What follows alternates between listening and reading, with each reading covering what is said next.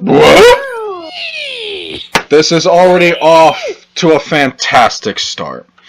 Ladies and gentlemen, let me make sure first that I'm actually recording. I am. That would have been horrible. My name is Ryan, aka Ryman. You may remember me from my many misadventures on this same exact channel. I am here for a little something called Feedback Corner, and I'm not here alone. I'm here with some members of the Brainchild Entertainment community. Fellas. I am Aaron.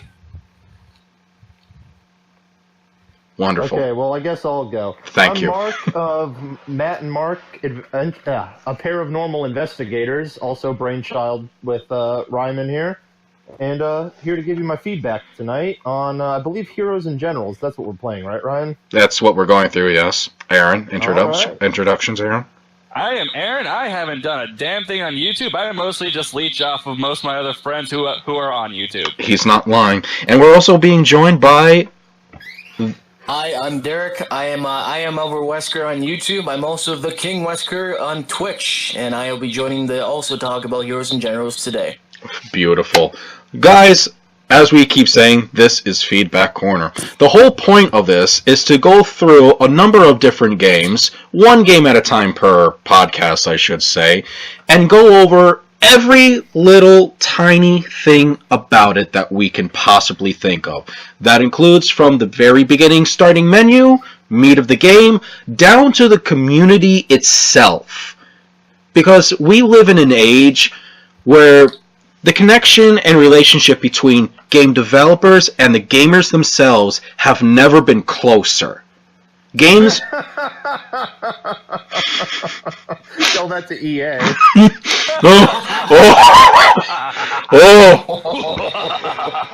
I just fucking broadsided across the bow with that one. But... On that fucking lovely note, I need to bust out a beer because this is going to end up being one of those nights. Yeah, especially when Don shows up. Yeah, Don was supposed to be here, but Don's too busy driving around soldiers. Yeah. What a nerd. I can just imagine Don's day passing each person. Fuck you. Yeah, Fuck you. it's like Emperor Palpatine going up the escalator. Do it. Screw it. Do it. Do it. Oh God, where was I? Oh yeah, I was talking about the connection between developers and gamers have never been closer. Video games today are in a constant state of development even after they release, either through intention or not, with continuous patches and DLCs and other free updates that are thrown into the game based on community feedback. I mean, you're not wrong. There's a lot of good game developers out there that actually listen to their audience and their patrons, you know, the ones that are actually playing their game. Yes. A good example that I've had a lot of feedback with from very early development until release was Hinterland Studios and The Long Dark. They did a wonderful job. I haven't really done a lot of information dumping to the developers behind Heroes and Generals, but I mean, they seem to listen. They do listen a lot. I give them a lot of credit right off the bat. A lot of recent stuff that they've been doing with this game has been a lot of stuff that the community itself has been asking for. Okay. Yeah. Got some examples there for us? Or? Oh, additional assets added onto maps, different changes to the visuals and sounds, as well as weapon balances. Okay. That sounds fair. That's fair. Yeah. Now, one of the reasons I decided to do this particular new show is because, now look, a lot of developers, I like to think, do listen. But the problem is, the communities can be, what's a good word? Toxic? Yeah. Yeah. Fitting word. Fucking assholes. Yeah, and what ends up happening is that you get nothing but these hurtful shit, like negative comments, negative reviews thrown out there, but a lot of these people, for the negatives they bring up, they don't offer actual fixes. They don't even attempt. So what? I mean, yeah. that's actually true.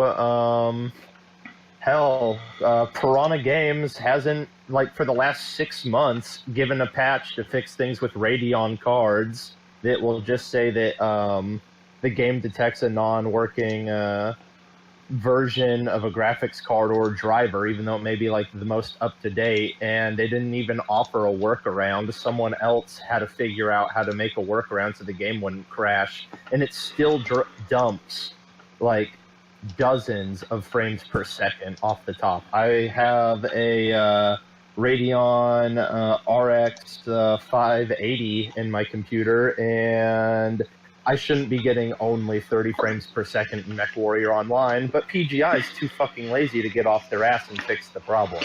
So you got these guys who they know there's a problem, and then they don't want to do anything about it. I can't speak towards Piranha Games' technical aspects on what they do to games, but I can speak that, unlike some companies, they are pretty interactive with their fans. They do take feedback, but keep in mind that some companies like Blizzard, some companies like Blizzard, they have a huge technical team and Activision and all that, but they're a little smaller. And yeah, I know it's frustrating, if you have a Radeon card, you're going to have that problem. I think that's going to affect a lot of people on a large scale. Here's the thing, man. Before I built the new computer, I had an old, 7800 series card. Never had that issue. Moved to a new one, though, and they're basically telling you to go spend more money to buy a, NVIDIA card because they're too lazy to hire a programmer to run through the patches and make new driver ports. Yeah. And, that's telling half of the gaming community that they don't care. Yeah. Which is kind of annoying. And I've been in the PGI circle with that game since it was a closed beta, and you paid $200 to be a founding member of the game. And it's literally just been lie after lie to the original core membership of that game, and it's kind of a pain in the ass. And so you do get really good small developers, and then you get ones that just want to take your money and move on, and shit like that pisses me off. Particularly when you've been there from the beginning and your opinion is told it's not worth anything. Exactly. I like to about communities in general, so I will take the chip off my shoulder for that. Oh yeah, your particular games in speaking, I'll throw that shit onto a list of future Feedback Corner episodes. Oh, I'd join in that shit. Oh god, yeah. But I like to. I mean, dude, it's fair, especially since when you've been with them so long, right? But yeah, it also keep in mind. I mean, if you did have half or a large part. Can you imagine the amount of hours and manpower it would take to fix that shit? Yeah. They're very big on people to work on that problem. So but they're not as large as other companies. So they're still small, So I personally throw Rito Moto into the group of the game developers that are one of the good guys. They're a small team, and they try super hard. I've seen a lot of their videos, their community manager who loves to annoy the rest of his staff about feedback and suggestions from the community itself. I believe he said he's gotten himself thrown out of many of people's offices for annoying them. A quick example, a bunch of the community do ask for the ability to shoot from inside your vehicle. And that's obviously not implemented into the game. And he likes to bug people about it. To talk, though, because, I talked about some smaller-end studios. A big one that recently pissed me off, and a studio that I love, Bethesda. They when they released, what was it? The new Wolfenstein game the other month. Wait, that was Bethesda? Yeah, that was Bethesda. Yep, oh, Bethesda. damn, I never knew that. Yeah, no, that's Bethesda. But anyways, they released the new Wolfenstein game, and I pre-ordered it because I love the series. The first couple of days, things are great. Well, you couldn't access the Steam overlay. There was a bug. So what they did to patch that is they killed the driver support for older video cards. And then, so you had all these people who just spent $60 pre-ordering it, who didn't have access to their own video game for 2 weeks. Oh, that's basically told them how to buy a new video card. Oh, that's lovely. So they basically, so wait, that means they basically pulled an EA on SimCity then. Well, I don't know about that. You have to give it a little more Yeah. where in SimCity, essentially, what happened was it was one of those bullshit EA-isms where it had to always be online in order to play. Oh, But the God, problem was I hate that. But the problem is they didn't prepare their servers for the amount of people who are going to try and play it day one. Yeah. So every time people try to show in, their servers would just practically implode on themselves, and no one could play the game for I can't even fucking remember how long, but yeah, it took them a little bit to get a fucking patch into where it could actually be played instead of be a $60 name on your or not Steam list, whatever the hell their own game platform is. So guys, I'm just gonna play as moderator here from time to time. So today will be one of those times just to help keep things moving along. So the basic idea of this feedback corner is to deconstruct the game, go over its positives, go over its negatives, and when we go over its negatives, to provide actual constructive feedback, constructive criticism. Feedback. Yeah, the positives and the negatives of Heroes in general and their development team. The positives, the game is awful. The negatives, the game is awful. But here's the thing, as I say these, but let me check my Steam right now to tell you how many hours I have in this game. Because while I say these things about it, it is terribly addicting, and I do love it. I personally have over So that statement alone is contradicting. I have. I know. It's awful. It's awful, but it's contradicting. That's like selling Buckley's cough syrup. It's awful, but it works. Right, well, and yet people remember that. That's like the experience with Heroes in Generals. Is like the dumbest thing imaginable will happen, and you just have you spawn and you literally die like an eighth of a second later. But then you have those games where you kill like 50 people and die once, and you're like, I'm on fire! Yeah. They keep it in more... For me, with 237 hours into the game. 230? I have over 700, I think. Yeah, but I'm just saying, it's this big love-hate relationship, but I still come back for hundreds of hours. Exactly. It's like that trailer park husband that you just can't seem to leave. Yes, we're going with that. Like Aaron's stand just got activated on itself. Activated thing. Just to add a little bit to Heroes in General's feedback on positive and negative.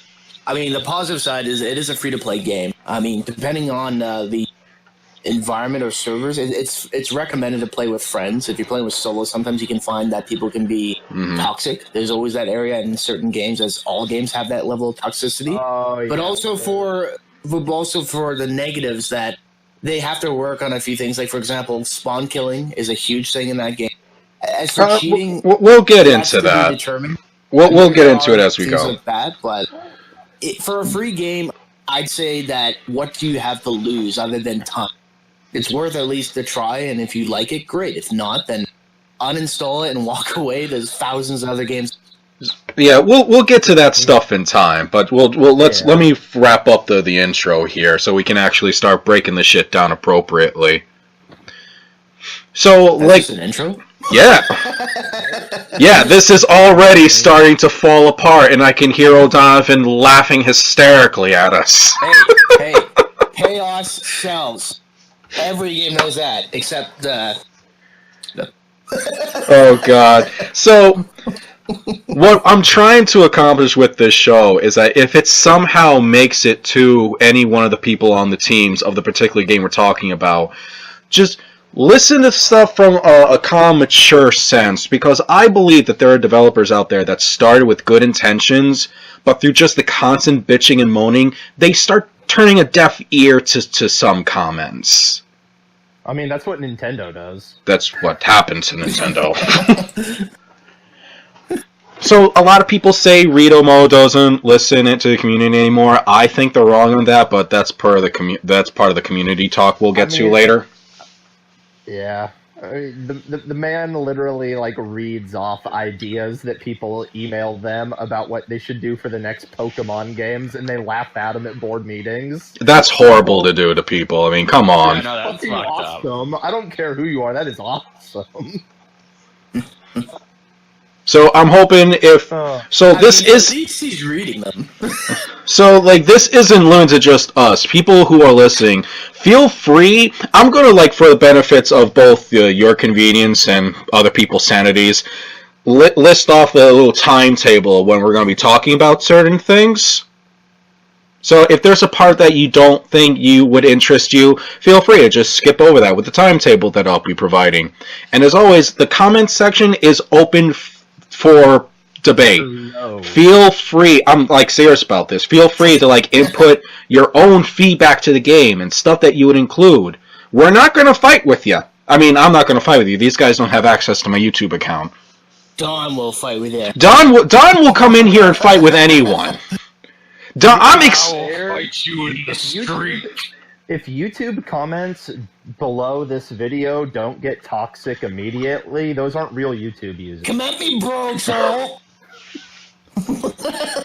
So, to wrap it up, again, Rito, hope someone out there listens in all of this stuff, listens to some honest to goodness, polite, mature, professional talk about your game, and we can move forward from here.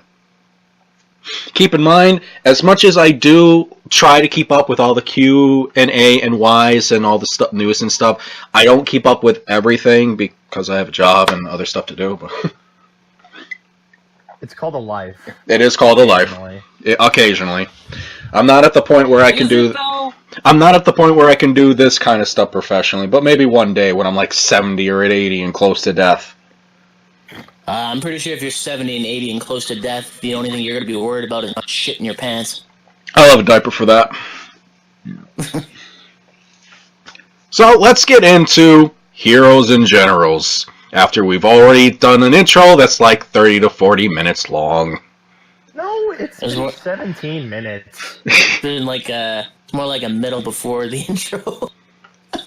So, fellas, continue on with the first thing H&G. The first thing we should get into is the first thing that any newcomer would get into. The new player experience. Because whether that they come across it before this talk or hearing this talk gets them slightly interested in it, it's obviously the first thing they're going to be going on. Do you guys remember your first experience with Heroes and Generals? Yeah, it was atrocious. A lot of fucking rage because for some reason fucking the rifles just did not work well for me. You are an SMG guy. First experience with Yes, I am. Generals. Well, you and Dawn and I believe it was D at the time dragged me into it, and you guys were all like, I think like level 7 or 8 or something. Like I that. was not level 7 or 8 from that point probably, but they were. Maybe. Anyways, you guys were much higher than I was, so I'm like this level rank 0 motherfucker, right? And you guys pull me into stuff. In the very first match, there were heavy tanks, and I'm just like, you're shitting me, right?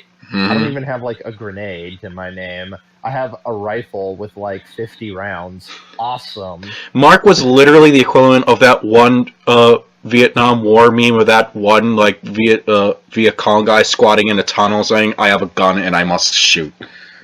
Basically. I mean, it quickly devolved though into me screaming at the top of my lungs. And when I say quickly, I mean, like probably 100 hours into the game. That's quickly in this game. I'm pretty sure half our game experience is raging, if not 3/4. At least. Probably. And that's considered healthy almost. But I do definitely remember that, like, eventually you get that 1,000-yard stare in the game where you're just so, like, used to the shit that the word foobar is, like, normal situations. Like, yeah. Or snafu. Situation's normal. It's all fucked up. Because, like, this freaking, like, panther rolls up on top of us, and I'm just like, gentlemen, drop your pants and beat the tank to death with your ball sacks, because it's all we got left.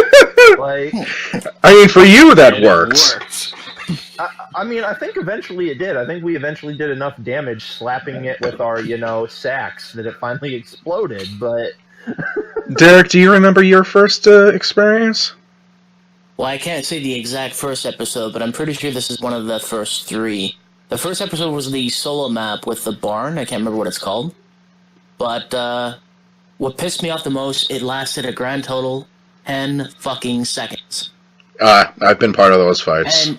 And there's nothing worse than it's like, all right, I waited a whole minute. I waited 5 minutes to find a queue. I waited 60 seconds to load the game. It's over. I got fuck all for it. Yeah. Okay, let's go to the next one. Let's go to the next one. We're losing. Fuck. I died 5 times. Fuck. It's over. Yeah, the fact that it's Why have I had this game installed again? Yeah, like that's the like I'll agree. Like it's really annoying that 99.9% of the time you're going into a game that's well over halfway done. Like I wouldn't say that, but I'll give you some. That's how it's been for me at least. Like that's why I stopped playing it on my own because it's just like this is not worth it unless I have someone to complain to. I mean, one of the things for me is like getting into the war matches at the very beginning and sticking through it to the very end. And like an hour and a half later, both sides have whittled away all of their armor support, all of their aircraft support, and it's down to like the last 10 infantry guys on either side. You know, this like they started with 500, and it's just like, why are we still doing this? Can one side lose finally so we can get paid and on to the next mission? I remember my first experience. Sometimes you wonder that if the timers are actually set right on the map. I believe, if I do remember correctly, for they are in assault maps. They are set for like 30 minutes, and they can only go further than that if one side does or the other does not control all of the points. When you hit like 30 minutes, it might be more, it might be less, I don't remember exactly. It kind of hits like this sudden death. Where like if the defending team recaptures all of its points, it's over, and vice versa. Mm-hmm. But also, not to cut you off, I just remembered my actual very first match. Mm-hmm. I don't remember the name of the map, but it's the one where the center control point is the church. I think that's town. Well, there's two bridges into the area where the church is, and I think there's also the airfield. Center airfield, yeah. Yeah, it was on that map, and we were holed up in the church. I was the last guy alive on our team hiding in the attic with freaking panzers and panthers and like tiger tanks shooting at the freaking roof trying to kill me. That sounds like a fun time. It was with you and Dawn, and I definitely remember that and me screaming. I'm like, I don't know what the hell is happening. Oh, so you were that guy from the intro Saving Private Ryan in the fetal position screaming. Basically, yeah. That's a good moment. I find as my experience as a new person, you find it's extremely difficult to kind of get off the ground. Oh, definitely. I mean, because it's not really necessarily a tiered system, really, because you could be a level 1 and you'll be paired with like a level fucking 40 person. Some changes have been made, but we'll get into it. All the perks, and these guys have all the perks, and you're like, you don't even know about the perks yet, and you barely have any money to make a difference. But my first don't really make much of a difference, but really in most games they do. In that game. My first grind is excessively real in Heroes in general. Yeah, we'll get to that. Trust me. But my first experience, like I want to say, I don't remember the exact first one. They all kind of blend in together after a while. But I can remember back then in the day, I was a cheery young lad. I still loved the world and everyone in it.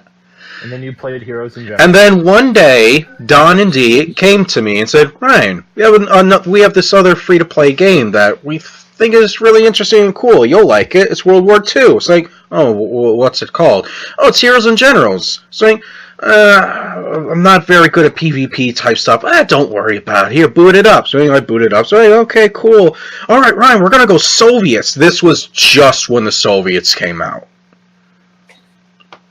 So I joined the Soviets, and it's like they put a helmet on me and give me a unmodded semi, And it's like, all right, cool. Now go get him. What do you mean, go get him?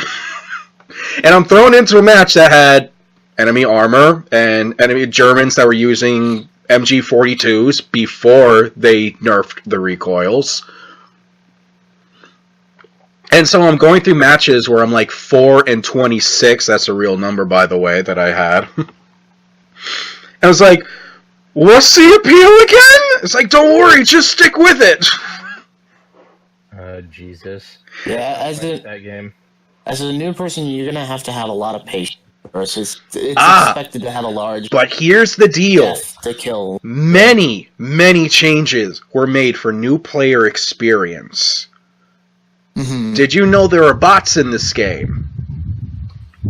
Wait, they added bots? Okay, Yeah, that's exactly. I knew like not everyone would be up to date on everything. I mean, I'm not up to date on everything, But I can also say that, from comparing with other games experience, I haven't had a chance to test the bot. To be fair. all right. So, but But I don't know here's if the you deal. Notice that a lot of bots in other games are pretty dumb. All right, but here's the deal. Let me go through it. There's a player level system in this game that goes from 1 to 12.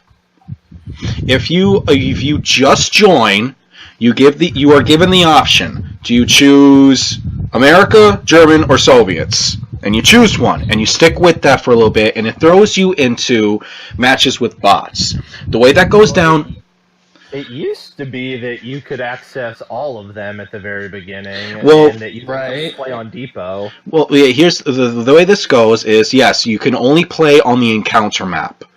And you can only face up against bots. And yeah, remember that time when there was in that top corner that thing telling you how to move and how to aim and shoot and go capture a point?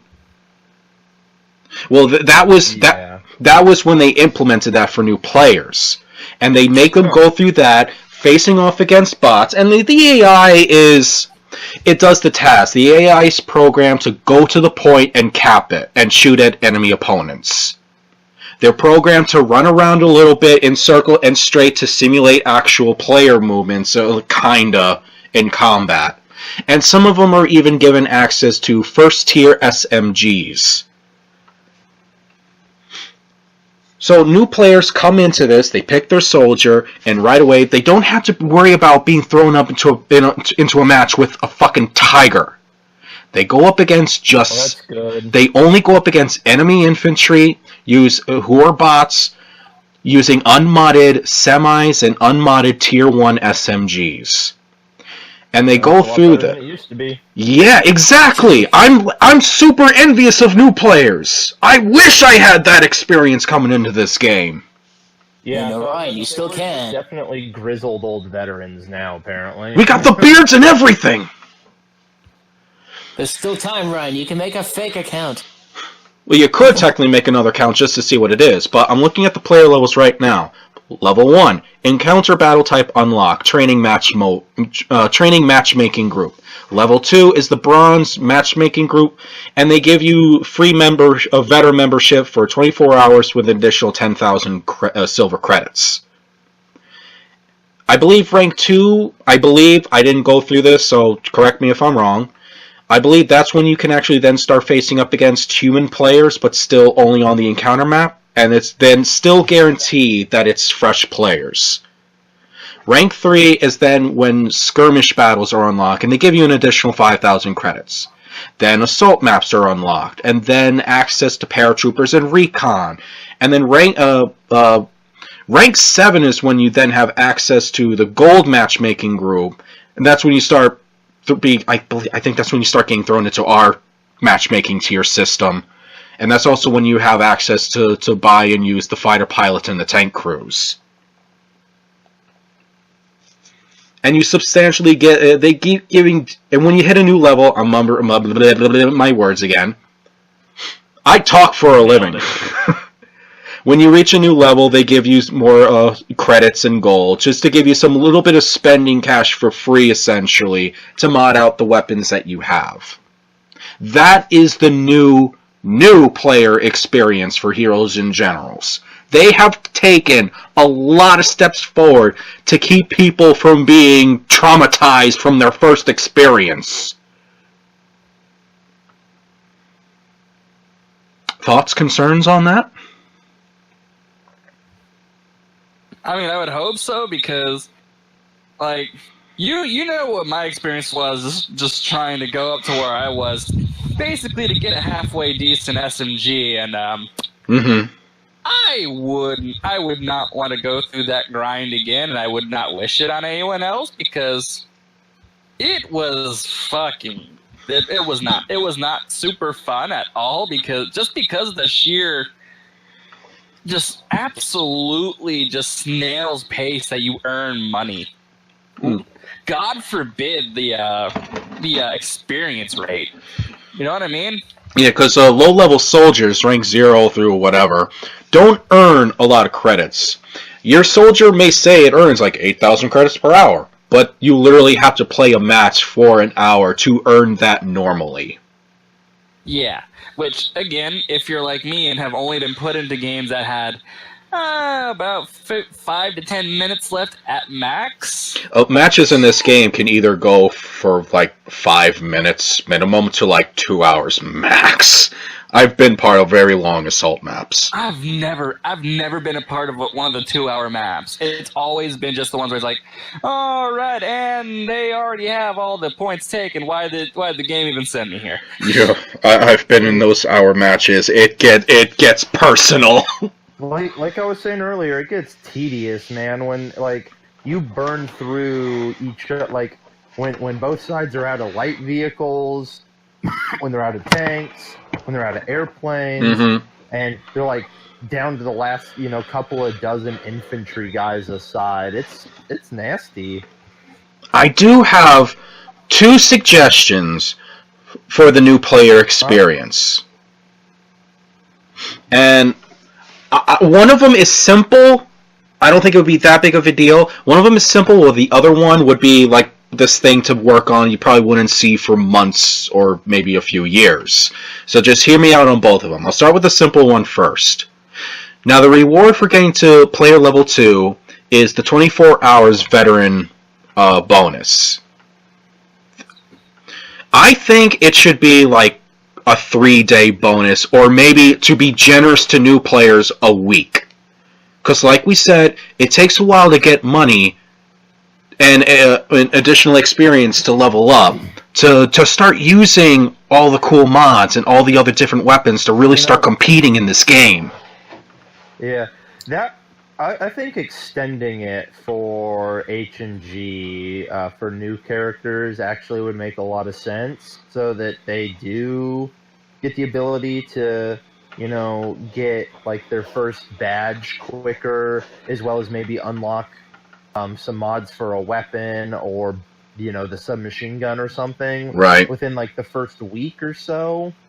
And I will say that is one thing I do like about what PGI has done with MechWarrior Online, is new players get a big bonus to C-bills and experience and all of that for their first 20 or 25 matches, something like that, so that people don't have to do the long progressive grind for in-game currency to be able to buy a new battle mech. And plus, to add on to that, PGI has the little training thing where you get rewarded. Yeah, some C-bills to start.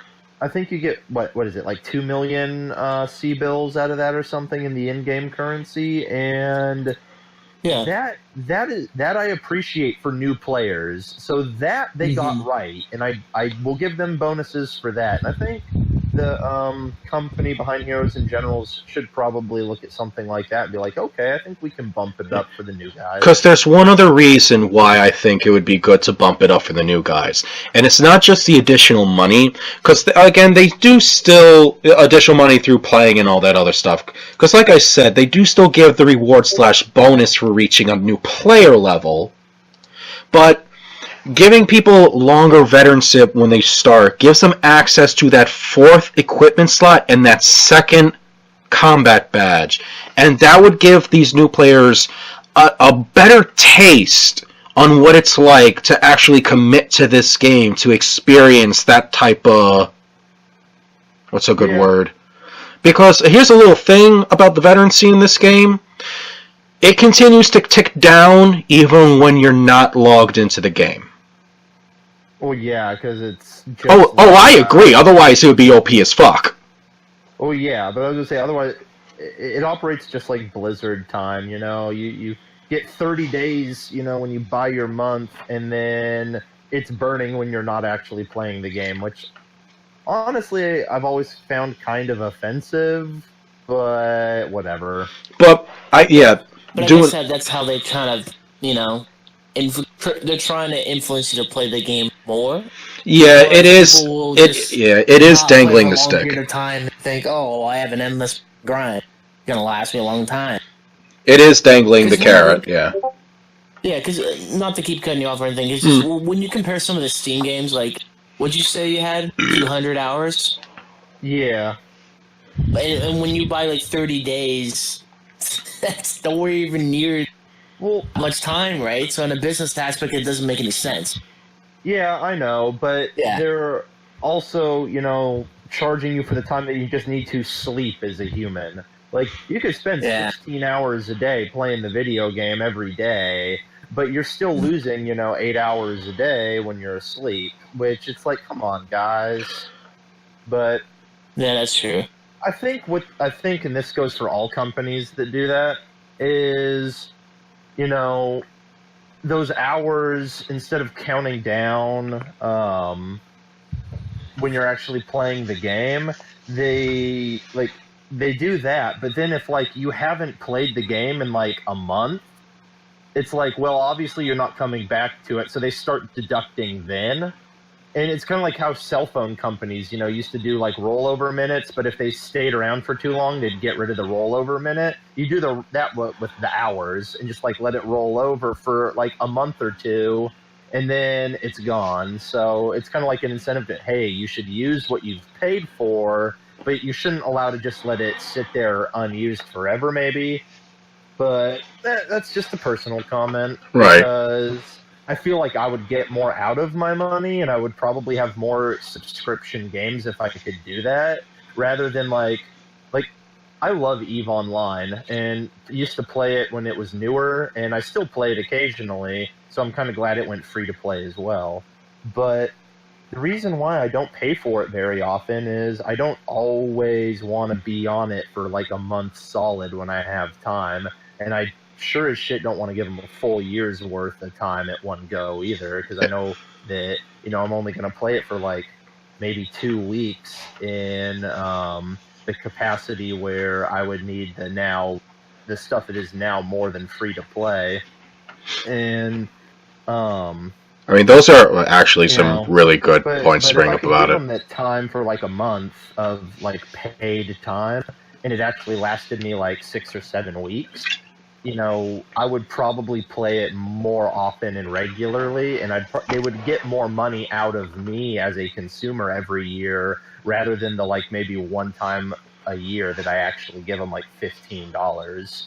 Yeah. So, you know, because it's one of those things that how well do you know the base and what people are going to pay for, and how much are just going to, you know, abuse the freeness for it. So I think that would be an interesting thing to implement. I feel like as a consumer, I would give more money if they gave me more incentive for the hours that I pay for to stick around longer. Because the way it is now, to fully commit to something like that, you would just burn yourself out.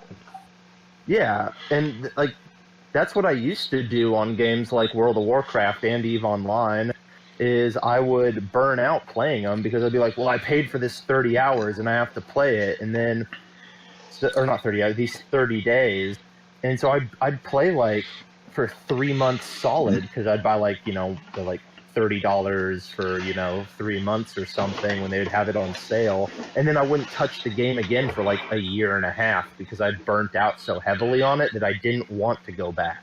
I mean, two entertainers that I can think of right off the bat that played this game a lot but haven't touched in a while because they themselves said they were burnt out was Break Devices and Cotton Gamer. They used to play a lot of this game, but, you know, they got burnt out on this shit, you know? Yeah. I would have loved to have gotten one of those two on here, but I'm shy as fuck. So it's like if I tried approaching either one of them through an email, they would have been like, Conan would have been like, "Who are you?" And then Ryan from Break the Vices would have been like, "I think I recognize you from commenting in some videos, but that's it." I didn't want to bother them. It is what it is. I'm too shy. It is what it is. All good. Yep. So my other idea for new players, and this is one of those things where this probably wouldn't even be implemented, but if they wanted to, it would take months or longer to do because it's a small team. I'm fair with them. I'll give them some credit. Is a firing range. That would actually be nice, so you could test the weapons out before you buy them. Not even like before you buy them, even if you buy them, a place to bring your weapons with the mods that you have to a firing range to use without spending any credits. Yeah, that's fair enough too. But not. I would actually. Sorry, keep going. I was about to say not to bail out on this, but I got some buddies wanting to play PUBG, and so I'm going to go over there because that is a whole other story of game developer hell and trying to get things solved. Okay. Plus, I really just want to, pwn some noobs. Go pwn your noobs. I haven't played PUBG, but if you feel strong enough about that game, we'll probably do a feedback corner on that someday. Alright, we can definitely do that. But good luck with the rest of this, and if you want any more commentary, I can give it later. Yeah, okay. Feel free to stop by. We'll still be in here. Probably so. Yeah. So, as I was saying, like a little training field for you to bring the weapons and the mods and even the vehicles you have just to test them out, just to get a better feel for how they work. Yeah, like basically set it up to where the targets that you shoot, like, it gives you an idea of what the damage is you're doing with that weapon, so that you can be like, oh yeah, no, now this weapon should be strong enough that you shoot a guy in the head and somehow he's still running at you. He's like, oh, I guess this wasn't the kind of rifle I wanted. Well, I don't know, just simple targets to shoot at, just to get an idea for accuracy. Yeah, and especially that, where especially if you're someone like me who uses SMGs. Yeah. But kind of oftentimes doesn't have the ability to be up in a guy's ass before firing. It's like, I need to find out exactly how far away this weapon is. Like, I can actually hit combat efficient, or whether or not I'm just pissing in the wind with it and drawing all of their fire towards me. Even if it doesn't tell you the damage, even if it was just simple paper targets on them, just so you have an idea of the accuracy you're working with. Yeah, I would think actually take a lesson from some other games, like some being a little bit older, others being a little bit newer. Rather than having a shooting ground, I think they should actually have training left that doesn't cost anything. In fact, they should reward you for taking. Like, for example, just like what we talked about earlier. Actually. Yes, exactly. That's exactly where I was going with World War II Online. It's an older game, but they still have that training course that says, okay, do this. Okay, do that. Okay, do this. Great. Although I don't know about its reward system. Exactly. Well, I don't know. I can't speak towards its reward system, but even PGI has that for Mech Warrior. Well, at least they give you...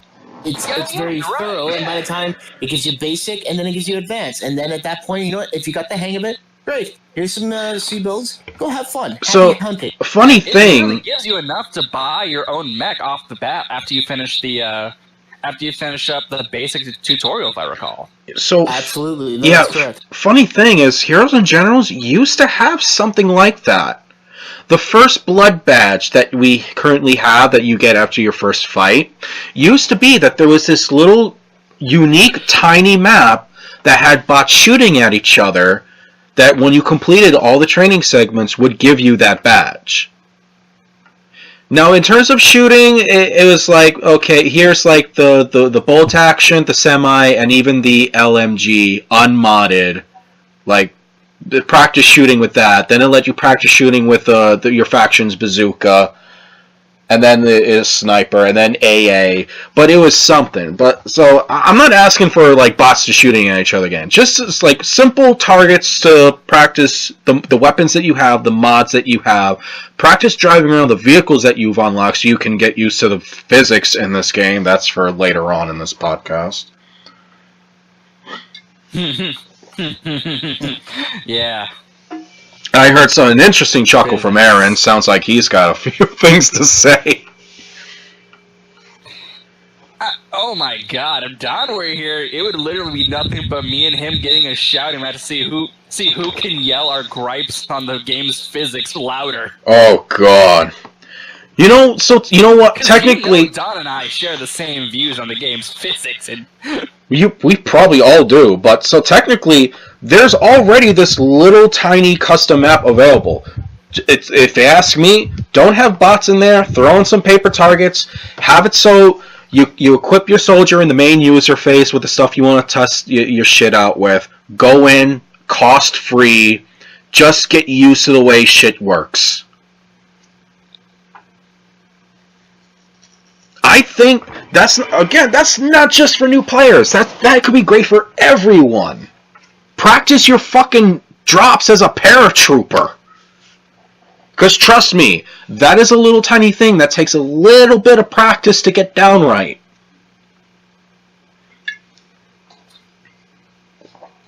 I personally think the cost for unlocking new characters, it should be modified.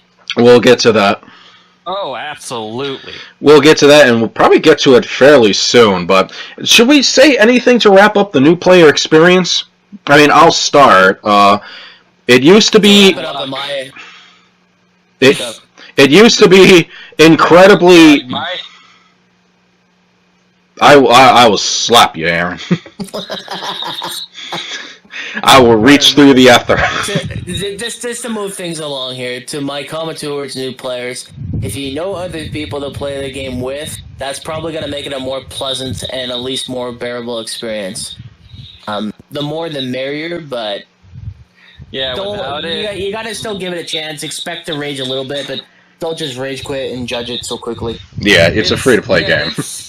It's honestly, for me, I honestly don't think it's worth playing if you don't have friends to play with, at least in the beginning, because, again, it's such a rough start for a game like that, where, honestly, I can think of other games you could be trying to solo in that would probably give you a better time than it, but at least as far as friends go, I've had a good time with, as far as friends are involved, rage and all, but like I said, as far as new players go, good luck, because not all of you make it through to where the game actually gets really fun. Now look, it's like a lot of those opinions, it's coming from our first experiences.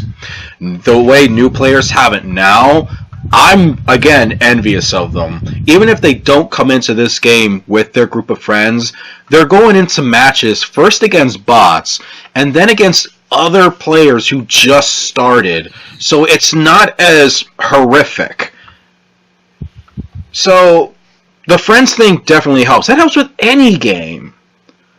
But I will give Rito such props. I applaud them. Like, this game is so much friendlier now to the new soldier than it was in the old days. Well, what people got to remember at the end of the day, as games start, there's always going to be upgrades in operating systems and hardware. Like when Mark was raging on PGI earlier. Yeah. But he's got to remember that you can't make everyone happy.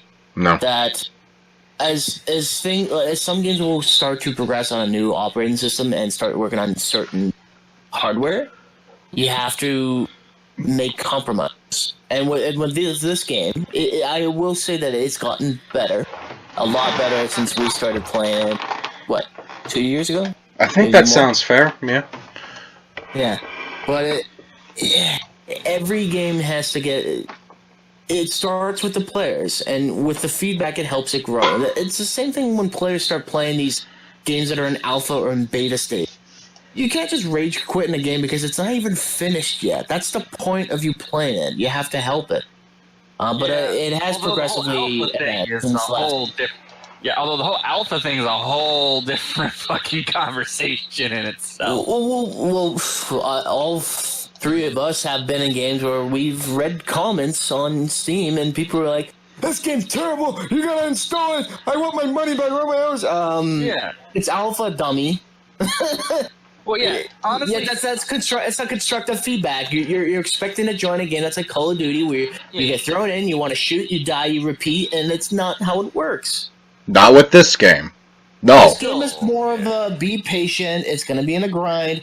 We're in this for a war simulation. As in a death match. I'll say that. Have unlimited bullets and unlimited guns, but I'll say this now.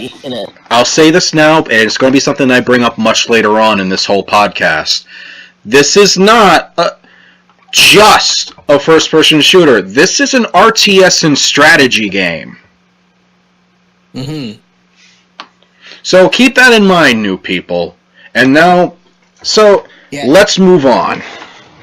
Mm-hmm. So, again, whether you're a new player or veteran player, and you got through that training shit, the first thing you're obviously going to come across are the menus. Yes, we're going to talk about menus. I wasn't joking about breaking down every single aspect of this game. The menus have gone through changes over the years, and if you ask me, it's like, really, it kind of just gets better. I remember what the old menus looked like. The menus were never confusing to me, if you ask me. Anyone else? Confusing. I mean, I feel like they could use a little work in being more, what's the word for it, intuitive, but at the same time, it was never a breaking part of the experience for me, because let's face it, we spent a grand total of 15 minutes tops in them. So I really never paid them much mind. It's really the meat of the game where most of my issues would arise, where, hey, that's where I'm actually spending a bulk of my time. Exactly, yeah. But it's still important to go over. It is. Use a touch-up. Oh no, it could definitely use a touch-up. It's just not as blaring of an issue as some of the other things I came here to talk about. Oh, the menus are always going through touch-ups, and a lot of the touch-ups come through community feedback.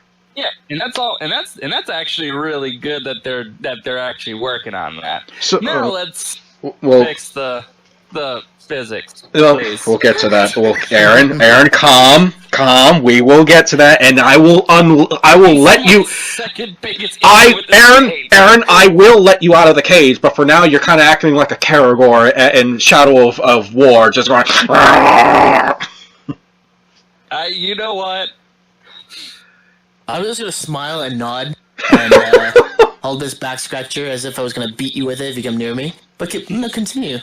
So now, like right now, when you first come in, I'm sure if you guys went into booted up right now, the first thing that you're going to see is one of the newest things they've changed with the whole menus. You now immediately see the Heroes and Generals bulletin before you can go into anything else. Which that in itself is not bad. I think Don said he had a slight problem with it. I think because that his first glance upon it looked like a cluttered mess. But again, that was like first glance, and Don's not here because he's a butt fucking quitter. Wait. Although to be honest, I'll take that in steps as they come along. I do have. I'll say it right now. I have one suggestion for the whole menu thing. I think you should have the option to choose what your default menu page is when you boot up the game. Also, I feel like they should let us go into they should actually let us mess around with our equipment while the party's waiting on a match, since it usually takes a good couple minutes to find one anyway. I'm trying to remember. It's always been annoying where I'm sitting I'll be sitting there I still have some stuff I wanted to try and do, but we have to just sit there and wait for my ass to be finished before we could even start the several minute wait. I'm trying to remember the exact reason for them just to go with whole locking your soldiers' equipment in when you go matchmaking, but Like, I don't know, if they have a legit reason for it, I'll be more likely to accept it, but until I can figure out what it is, I'm sure. I'm not fond of it. I'm sure if we dig just a little bit, we'll find. Because again, I'm going to stress this again, people at home. I'm not up to date with every last bit of news. So, like, if there is a reason given recently, I just missed it is all. But for now, like, even what Aaron's complaint is, not that big of a deal. To me, that's remedied through working with your team. It's still far from a game-affecting issue. It's more of just an annoyance for me, which is something I could ignore if I have a good enough time with it, which, again, that I'll go in detail once my parts arise. We'll get there soon. But aside from that, that's just something I would like. If there is a way to change it for the better, I would like to see it done. If there isn't, okay, sure, whatever. I'll just kind of power through it. But like I said, if there is a means in which I can check on my equipment while going through the wait, I would love it. Oh, well, this stuff's always the menus and that stuff's always being fine-tuned. It will never be written in stone. That's why I don't think like talking about these specific menus at all, or even the options when we briefly brush over it, would need to go on for like longer than what it already has now. I give in my 2 cents on what changes I would make. I would just ask for I don't even think it's major, just a default menu that you get when you boot up the game. So like if you don't care about the bulletins crap, you can just be right on the heroes and just go straight to it. Yeah. Derek? Sorry, I was a little distracted here. That sums it up. So, let's see. Messages from the option setting is very straightforward. Never had a problem with that. I do see the stuff for music and sound. I think that's a fair thing to go into next. Yeah, honestly, I could do with some. Well, honestly, it's not like music's a big deal in a game like this, but I don't know. At least something a bit catchier to go into like the menus while you're going around messing with your equipment. That would probably go a decent way. At least just as far as you do know there's 4 themes you could choose from, right? I have probably only heard one of them. If I heard more than that, I don't remember. The German theme to me is actually kind of catchy. Yeah, because like I'll actually bring up Mech Warrior again for like the 13 millionth time this episode. Oh my god! Episode about it, but the reason for that is because Marcus kept using them as references. It's like, jeez. I swear. Here's the thing, though. It's a weird game where it makes a great reference for both positive and stupid shit they've done with it. I swear, when we do an episode of Mech Warrior in the future, it's going to be the opposite effect, and we're just going to keep talking about heroes and generals. You know what? Yeah, I only have positive stuff to say about PGI, so that's and Piranha games. Because one thing I think they do that some other games like this, they need to get more involved with their community. Oh my god! Like Piranha games, they have that nailed. But yeah, like that aside, the menu theme for MechWarrior, I think is fucking awesome. I still find myself humming it while I'm going around in the actual game, like, you know, actually playing it. And I feel like at least as a small touch up, this game could do with more memorable songs like that. You would just ask for more variety. Or even variety would help too. Just something that, you know, is just that you probably remember, like something that. Because even the little touch-ups will help in making a game experience that much better. Yeah, I know a lot of people who say this game sucks ass, but I can't stop playing it because the music is really good. I have weird friends. You have very interesting friends. Yeah. Well, going down this list, sound. I think this okay. Sound shouldn't be that long. Cause sound is another thing in this game that gets updates and changes Like the way guns sound. It was last I played, it was hit or miss depending on the weapon I used. Like which weapons? Okay, I gotta remember. I'm gonna emphasize again. We're talking about sounds in game now, so we're starting to get closer to more meat of the game. Yeah.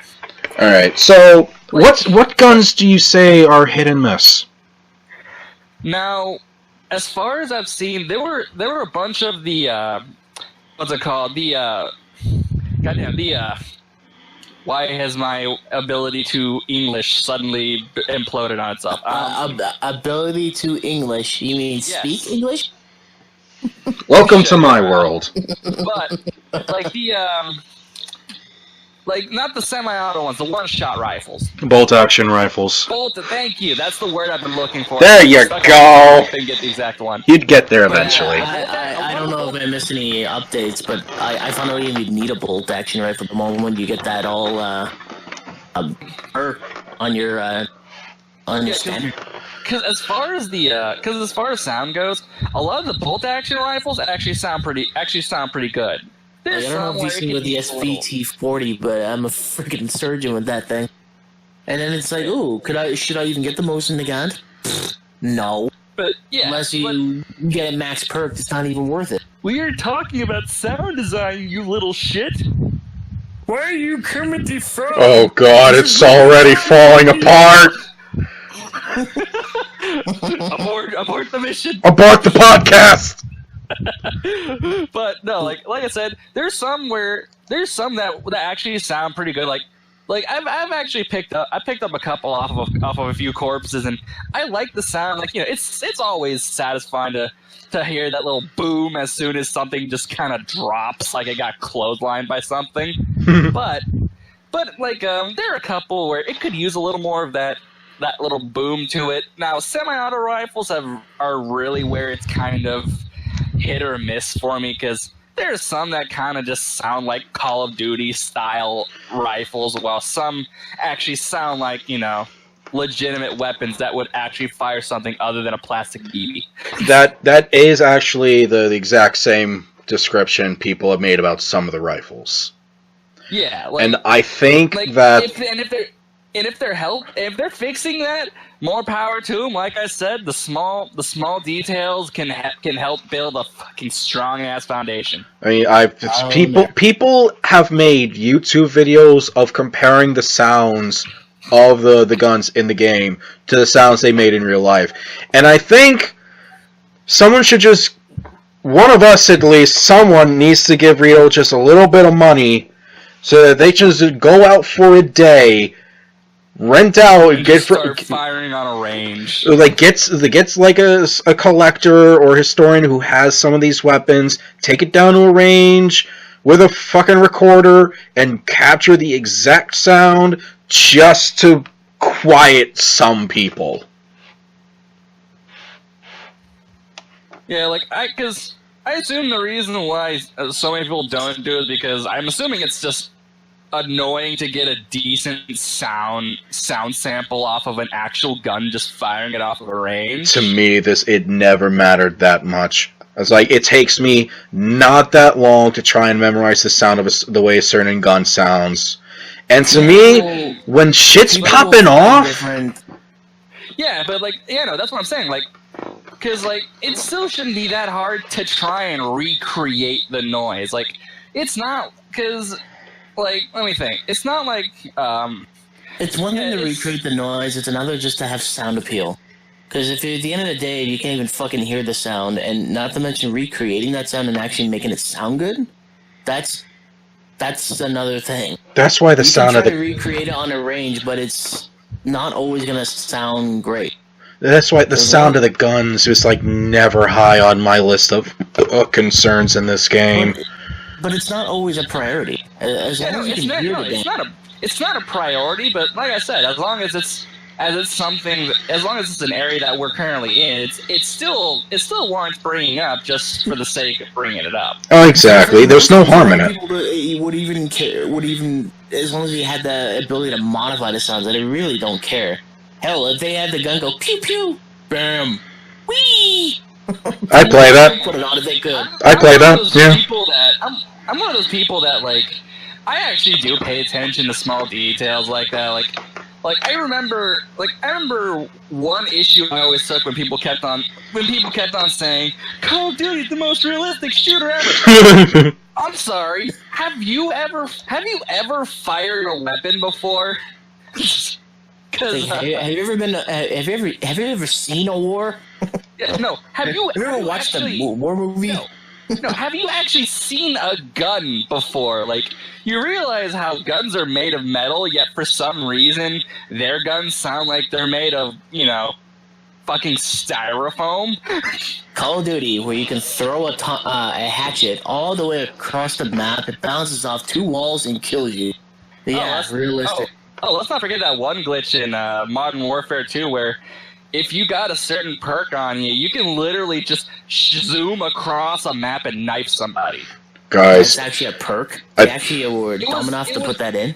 Well, no, it was a perk that got more powerful than they thought it should have been. Where, yeah. All right. GIF? Yeah. Like, fellas, if we go into like Call of Duty, we're gonna be here all month. Oh yeah, okay. You're not wrong. Okay. So, it's been 6 months already. Oh God!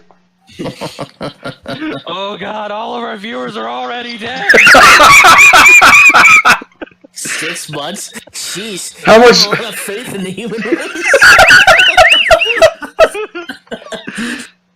Derek, I never have. So that's weapons. I could add on to that. No. So that's weapons. Vehicles is another thing. Vehicles, again, sound never mattered that much to me. I know what it sounds like. It sounds fine. It does the job.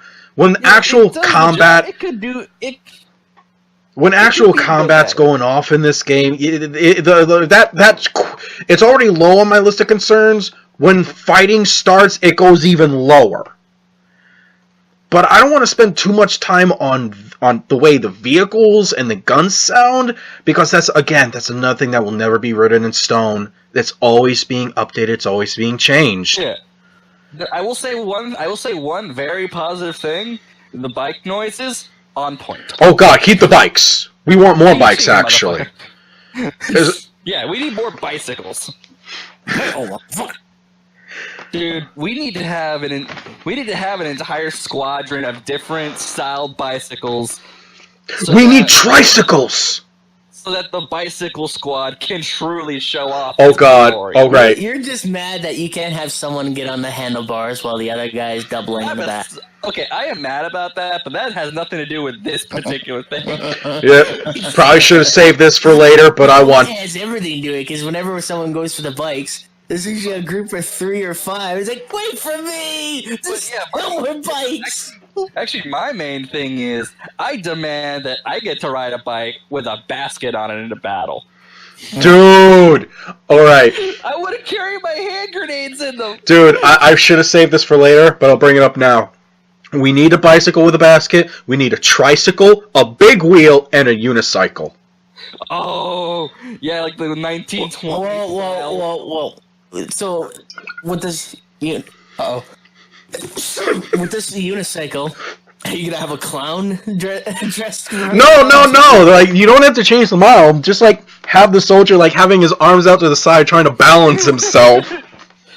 Okay, I think we're starting to talk a little more about time splitters than we are heroes in general. Oh. Which, by the way, is not a bad thing. Oh no, but that game needs a new entry. Maybe one day, Aaron. I've ran out of time, but have fun, gents. Oh, did you? Shit, Aaron, it's turned into just us. I've become the only survivor. Well, through the power of editing, no one has to sit through that dead air that we had while we continue to wait for Don, who's currently getting drunk. Indeed. Yeah, we were about to start talking about the actual... We just talked about the sound. You know, we spent a whole lot of time actually just going through new player experience and just menu interfaces. Now we're starting to get into some of the real meat here. the game itself, what people are going to be going through and interacting with. So, Aaron, do you want to kick us off? What were you saying before about your initial thoughts on the current weapons and its progression system? Yeah, as far as the weapon progression and all that, I honestly kind of wish there was a bit more, I guess, variety in a lot of it. Just for the sake of, I get that there are going to be weapons that are better than others and stuff like that, but I don't know. Sometimes it just gets kind of stale just seeing a lot of the same weapon in every fight. Where instead, I'd like to see, somebody was like, oh yeah, no, this, all right, so he has this right. Oh yeah, no, these are both awesome machine guns. Like, it does kind of help, especially when you start picking up, other factions' weapons, because like on the battlefield, where it's like, oh sweet, they have, we have this LMG, but they also have this one. That's all well and good, but I still kind of wish there was a bit more. It's not a giant issue for. I don't know. I was always a person who liked a lot of choice in a lot of games. Instead of just being, all right, so we all have the exact same damn thing. I get that, but remember, it's still World War II. Yeah, I get that, because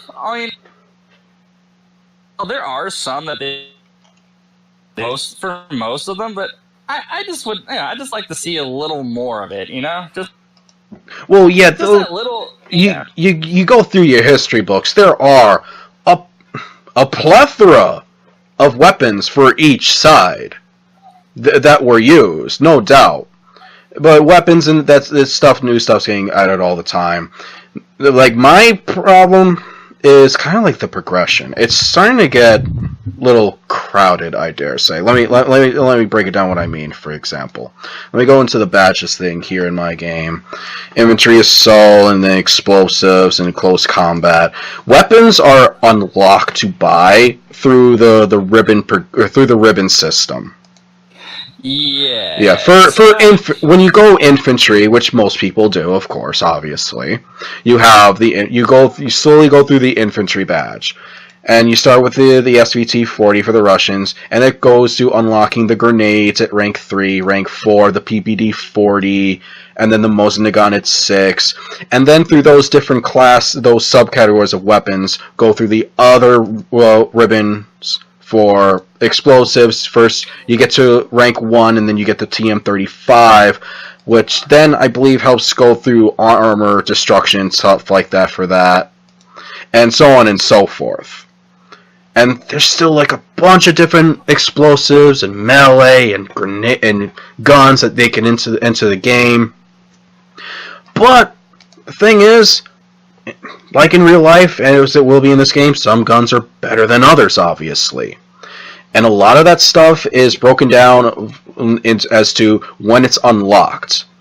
I mean, you're going to think, oh, I unlocked the Mosin-Nagant at Infantry Assault rank 6.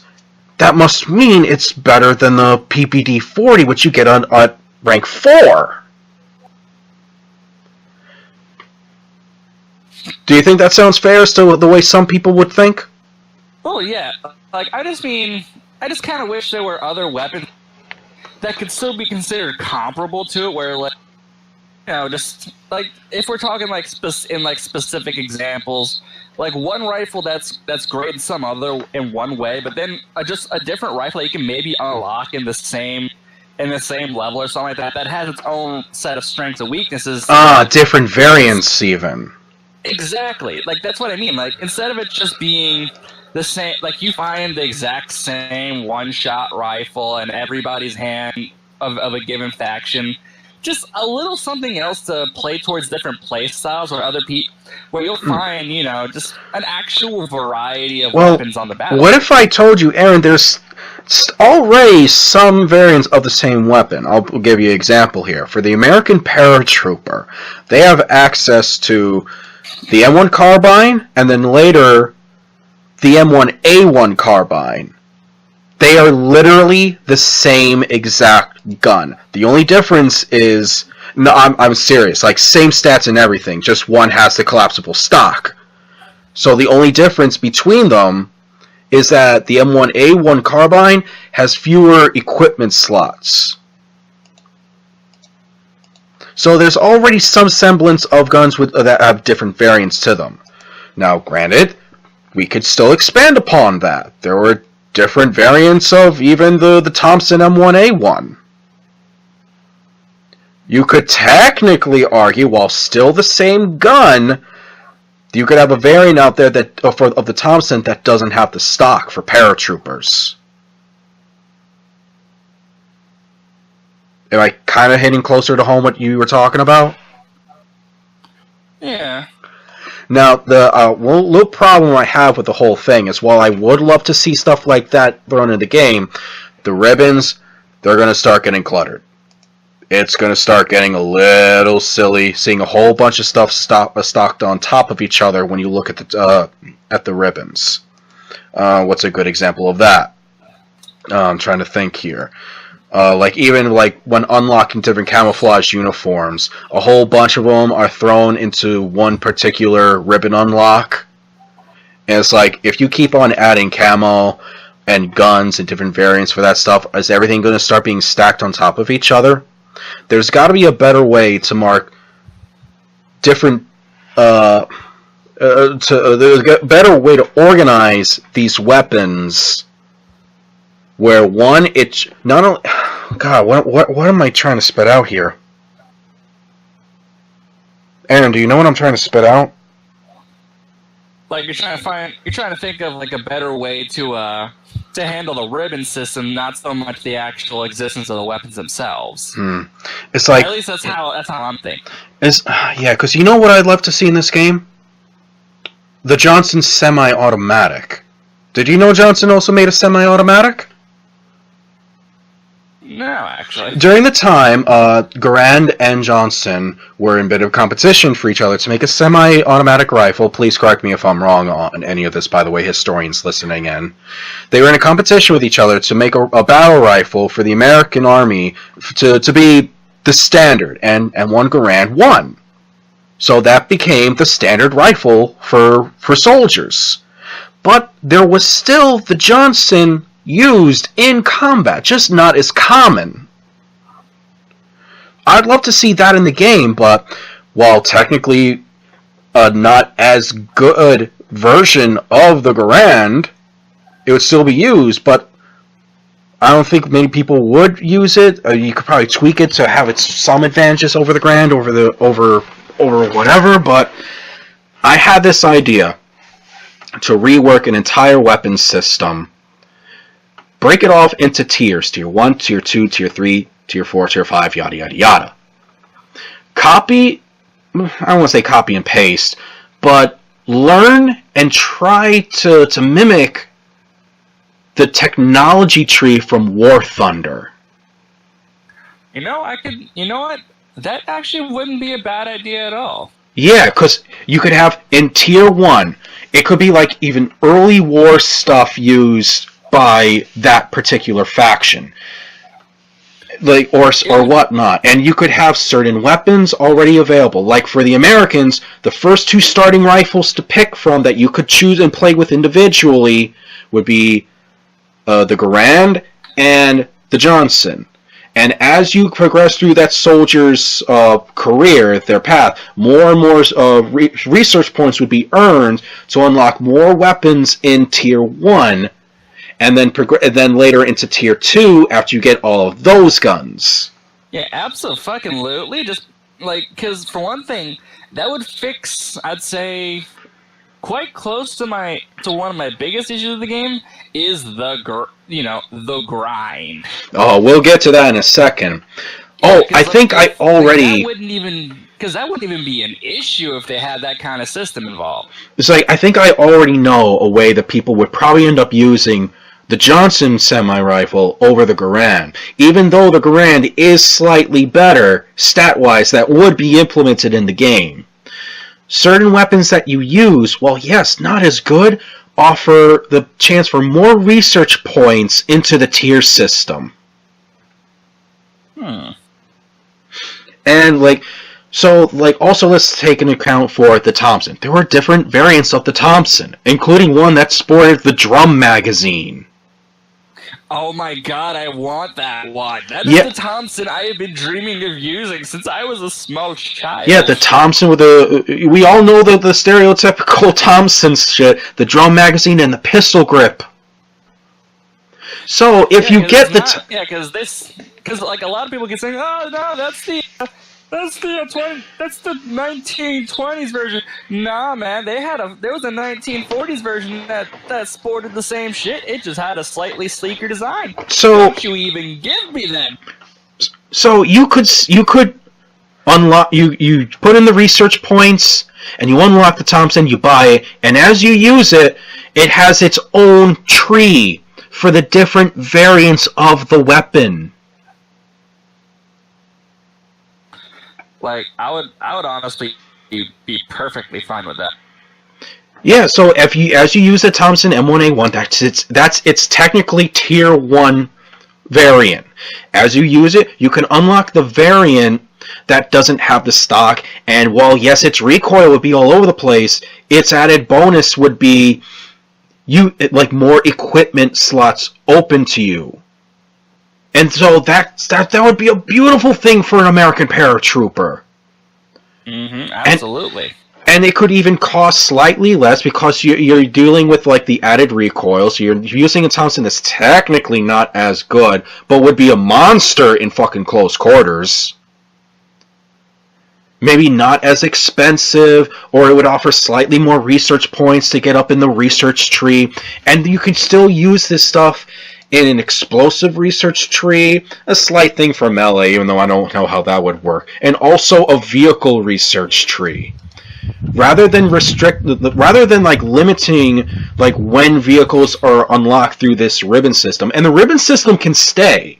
It can be used to then unlock different stuff to be used on the vehicle, like the different crates. Yeah, or actually, here's actually a way I've been thinking. I think the ribbon system could be done even better. Is that, like, instead of handling it as like the requirements, because you've heard me speak on like what I actually thought of like just unlocking things for the ribbon system, but instead make it more along the lines of achievements from other games that just give you bonuses, other things. Like if they start using research points like that, they give you a shit ton of research points to go towards your rifles or something like that, instead of it just being that's the only way you do it. Like right. Like would that not be a much better idea? I think the way to like have all this, because Rito themselves have said in the future they would have to rework the ribbon system because it's not going to be a thing for an extremely long time. I'm guessing years. But they brought up a point with if they had a British faction, a Commonwealth faction, so to speak, right? They're starting rifle. I assume they're going to have to do that for all of them. Because all the factions involved. Let's be fair here. The British, they had Garands. You know, we gave them some Garands, but that wasn't their standard rifle. That wasn't their most commonly used thing even late in the war. They was always the Lee Enfield. And so it's like if the British were in here with the way the system is now, it kind of feel like an unfair advantage. Or how do you fix that? Give them Thompsons, give them carbines, like give them the American equipment to start out with? Like no, people want to use the British. They want to use the British equipment. Not to say, however, that in this tree, that idea that I have, they wouldn't still have some of that equipment available to them. But while their first rifle to use for infantry would be the bolt action, the Garand would also be in tier 1, just at a slightly later point. Keep putting in the research time into that tier to get the option to buy it. Because I have one other thing that I want to move into with this whole weapon tier system idea. The idea of using stolen equipment. Alright, now, I know you weren't around for this, but remember, I said that when I first started this game, it was like right after the Soviets had joined. So there was still this period where you will still see it nowadays, because they didn't take it away from people. But before the Soviets were implemented, they actually first threw in some of the Soviet weapons for the Americans and the Germans to buy. So once in like a freaking extremely rare scenario, I saw a German using a DP LMG. And I was in a match between us Americans versus them Germans. So I was thinking, because some people were bringing this up, something that they would love to say, like using other faction stuff. And another reason why I think you could still keep the ribbon system after it was reworked. Say you're using, again, sake of argument, LMGs as your American, right? You go through all of that, you max out the ribbons for each individual gun, you max out the ribbon for the LMG assault badge itself. When you reach the pinnacle of all that, your reward should be the option to have, not the option, your reward should be added onto your research tree, the enemy weapons, the enemy LMGs. In your American research weapon tree, with everything maxed out for that, you will then have the option to buy the MG34. And when you buy that, you go through that process of building that gun up again until you can buy the MG42. And for the Soviets, you have the option to buy the DP LMG. A catch to that would be, because it's stolen enemy equipment, it costs more to buy it. We already see that whole cost more system in this game. Like, right now, if you want it, as your American, if you wanted to buy the German's spade shovel, it costs a little bit more money than to buy your faction's knife. Your faction shovel, I mean.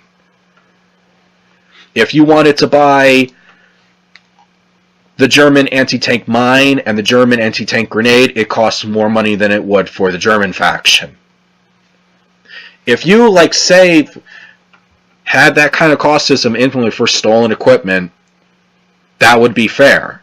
Because, one, you're a seasoned veteran player who's grinded that weapon stuff out to the max, and then you just also then have the money to get that shit.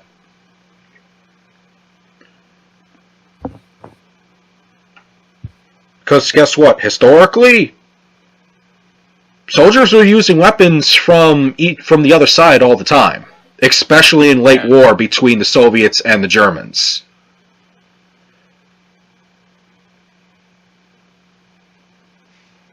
There were multiple cases where American forces were up against Germans who had BAR rifles.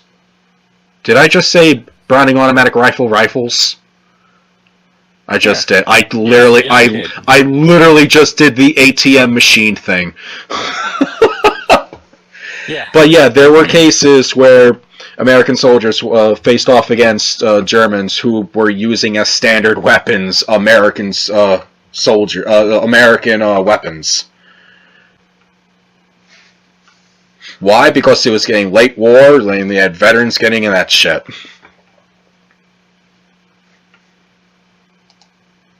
You could also have this kind of, I said it before, the research system for the vehicles as well.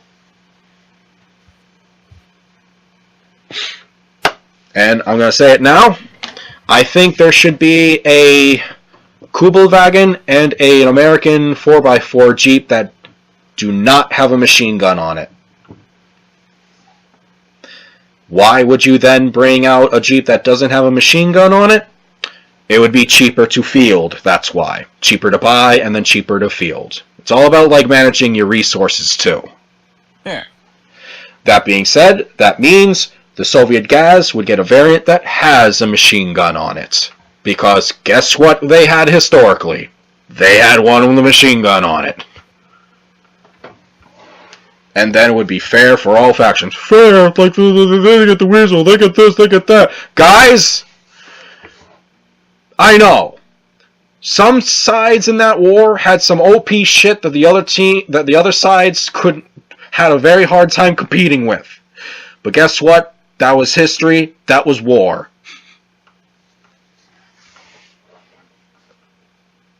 Anything else you would probably add on to that?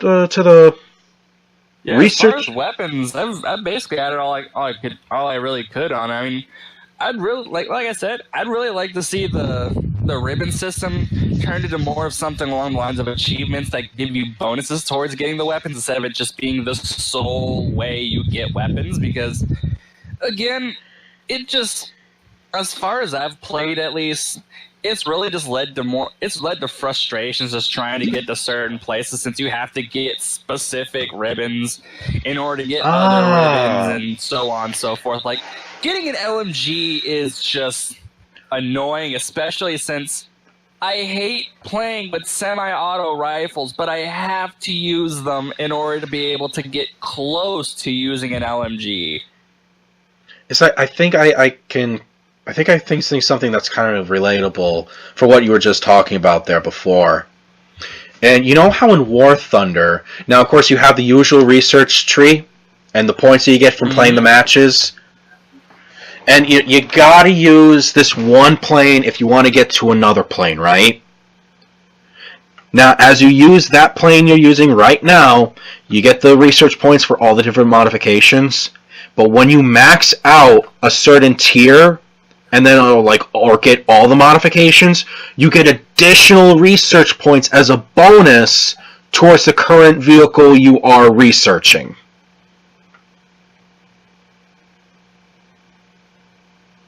So what you're saying is, for the ribbon system, is that you would have milestones for getting to a certain point, bonuses towards the research tree. Yeah. That actually sounds fair, and if Rito is serious about reworking the ribbons and reworking from a whole new weapon unlocking tier system, this sounds like a great idea, and the debate is open to everyone to implement their own ideas as to what you would do.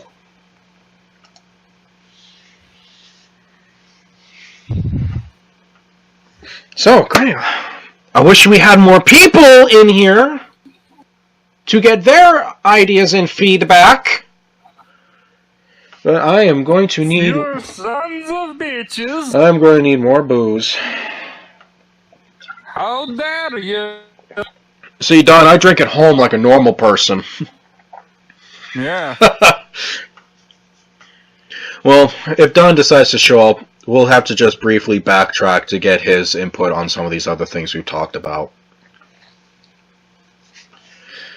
I feel like now, while I'm still sitting here looking at the menus, let's talk about the squad system, shall we? Oh, yeah. Squad 2.0, which is currently at, I believe, or it might be at something more. But, Aaron, what are your initial thoughts on the squad system? And has it changed any much since any real amount since like the last time I played it a lot? Well, what do you remember? From what I remember, it was a bit weird at first, but it's not like it was something where it's like, oh my god, what am I even looking at? It was just I don't know, it didn't feel fully right, but at the same time, it's not really something I could quantify, you know what I mean? Yeah, because the way it works is, I'll try to break it down the best I can, I'm not a pro player, is you queue into a match, and you might go in solo, or the game might pair you up into a squad. And you work with that squad, and whatever auxiliary seats it has, and you're allowed to use whatever infantry soldiers you have unlocked. You can swap out between... You can swap out between all of those and the different loadouts that you have for them in the match. It just limits you to what classes you can use. And now, if I sound annoyed, I'm not, actually. It may sound like I'm coming off condescending, but I'm actually one of the few people that's probably okay with the squad system. Because, Aaron, I don't know if you remember, but I certainly remember what it was like pre-squad update. Pre-squad update, you go into an assault map, and let's say you went into as infantry, okay? From there, you could swap out on the fly almost to your tanker. You didn't like going against your tanker.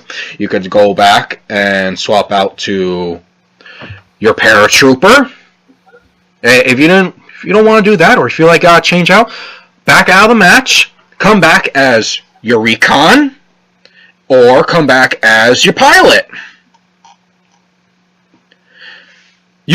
People could literally swap out between all their different soldiers, all of their different classes in a single match, without any real penalty, except for waiting for the map to reload. And so when Squad came out, it stopped that shenanigans bullshit.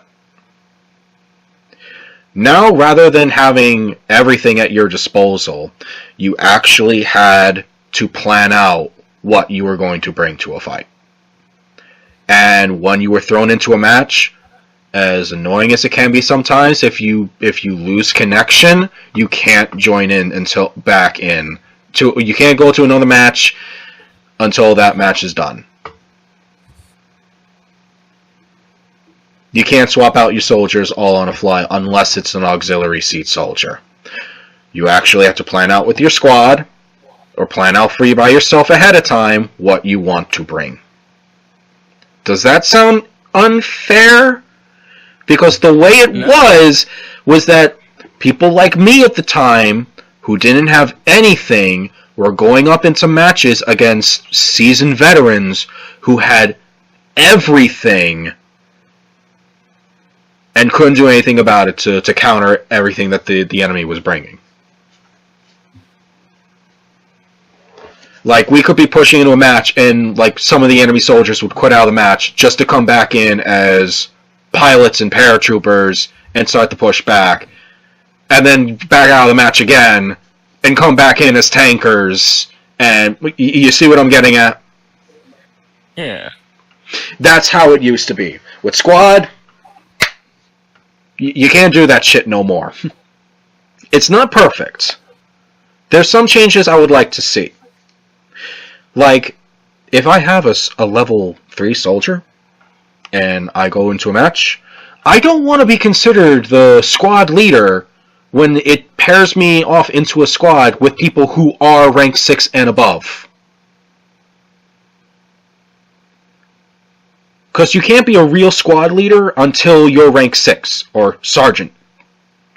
Yeah.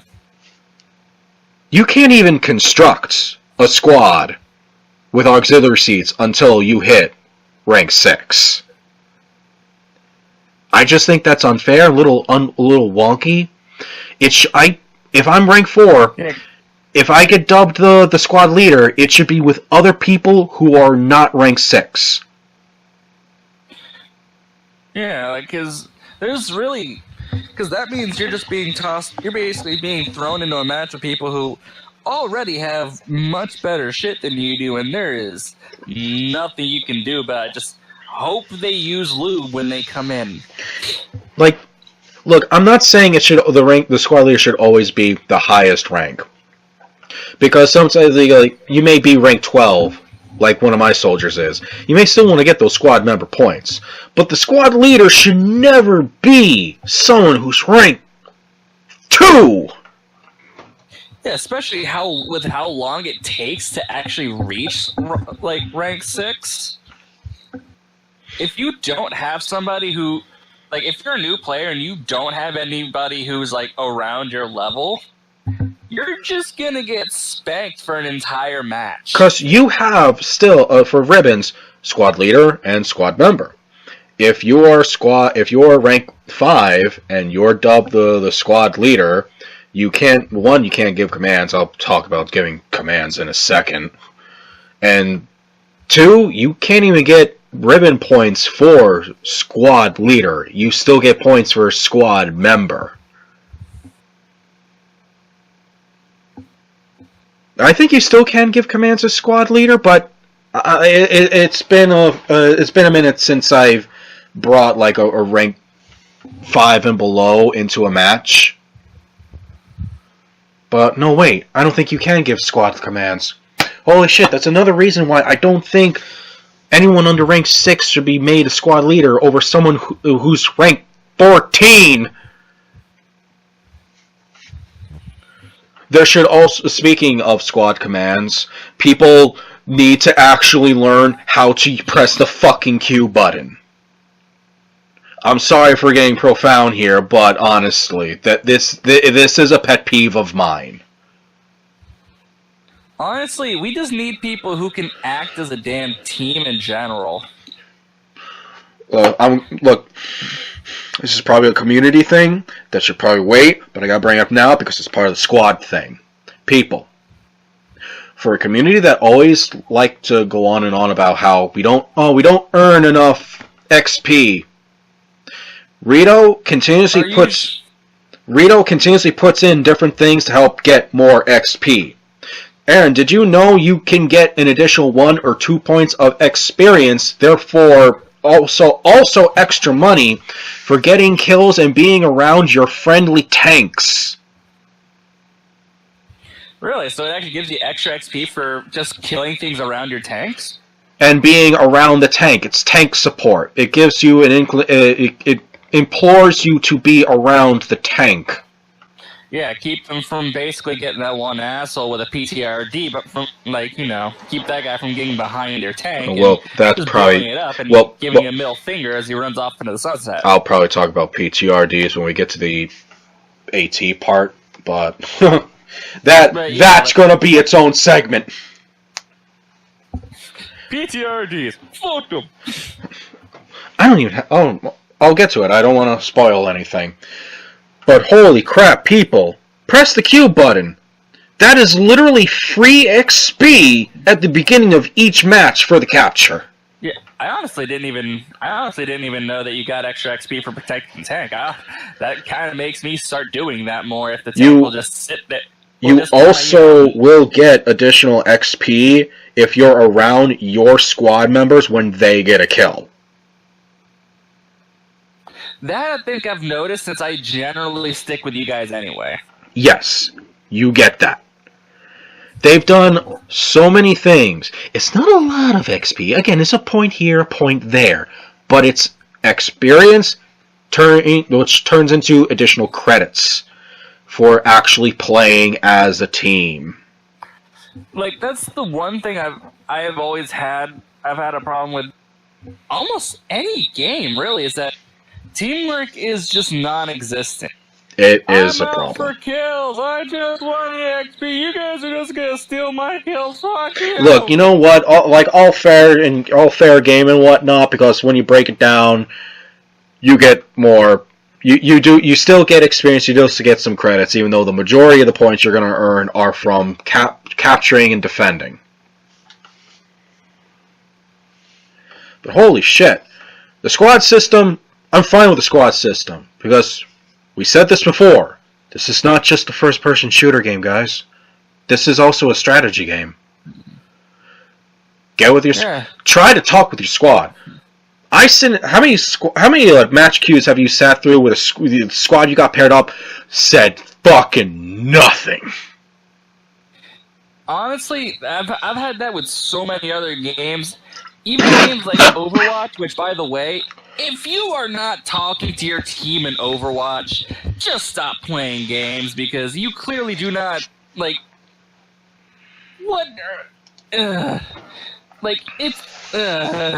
must resist tangent. Oh my god, look, I don't play Overwatch, but I feel like you have some passion about it. Would you like to throw that on the list? You know what? Sure, because honestly, it's a good game. It has its issues, but I'd be willing to talk about it. No, that could be for another day, though. So, yeah, squad system. If you're coming into this game, if you're new to it, you're going to look at the squad system. You're not going to think anything of it. The people who have gripes about the squad system are the veterans who were just used to swapping out between their different characters and just going to different matches when they exit out of.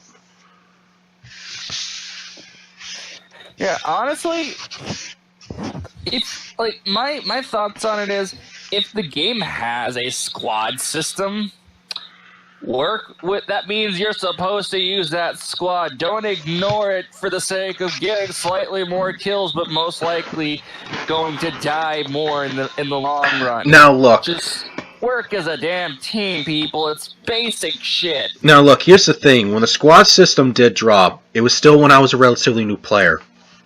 I didn't fully understand its impact until much later on in my career in this game.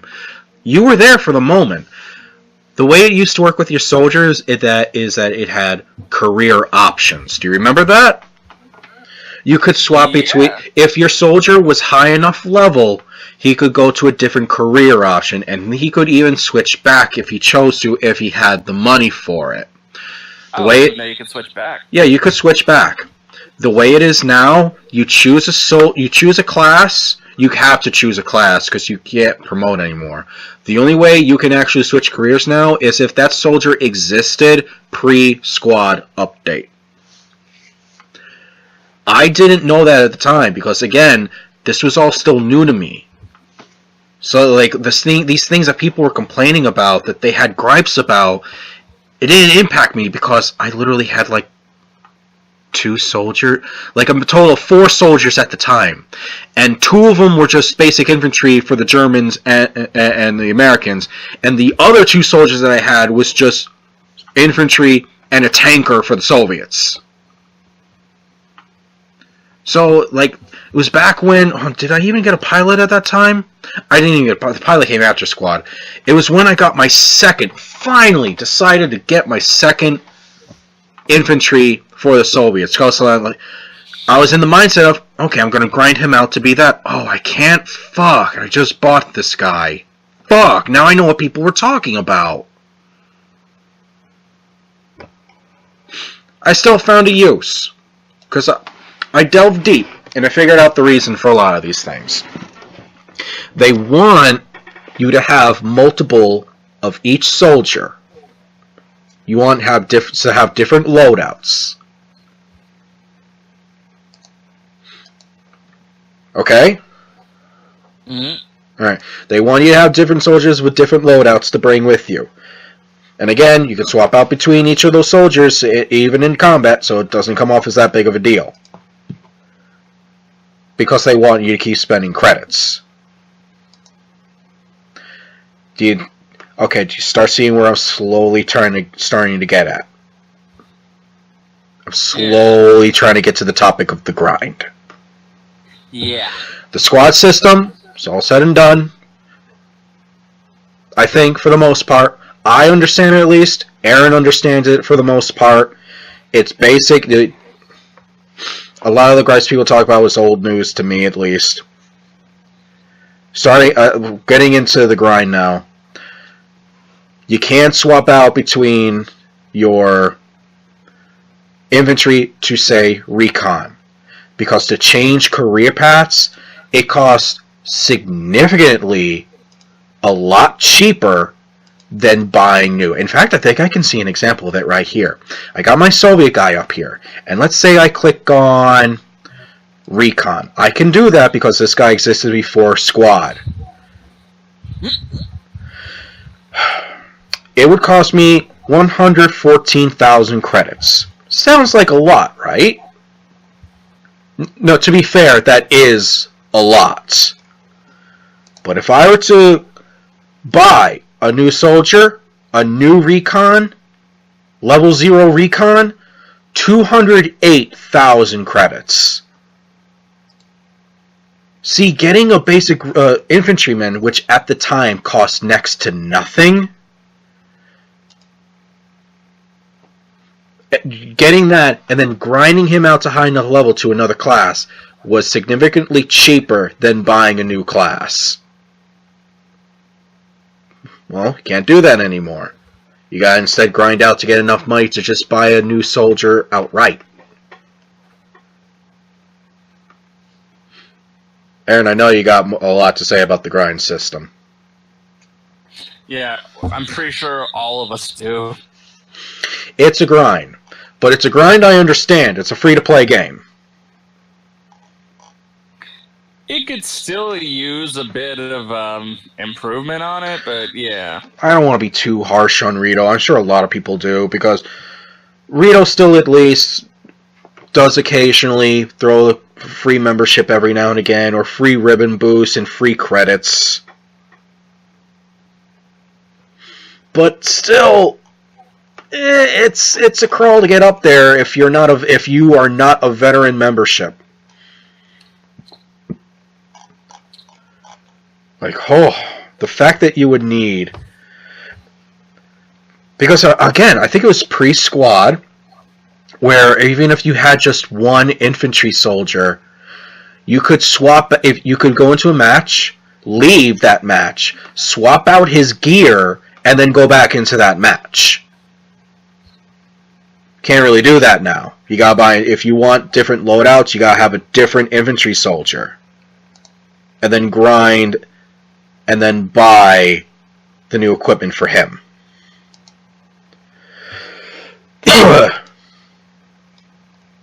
I mean, what's some of your experiences with trying to get through the grind in this game? Honestly, because you basically know how my experience was, since you were there for me when I tried to get the Thompson. Yeah. It was a long grind. Like, longer than I can really feel comfortable offending. It's like, your gripes wasn't even that the grease was that terrible to use. Your gripes was like, I gotta wait just how long to use it. Because it wasn't the worst thing, but the problem was I knew there was something better just over the horizon. It just wouldn't fucking arrive. I hear you on that. Because, remember, it's not just simply using said weapon. You have to actually hit stuff with said weapon and actually do good in the match. Like, I've been driving around tanks for a while, but the grind to get up the ribbon list to get that new tank is like, ugh. I've been using the Lee for how long?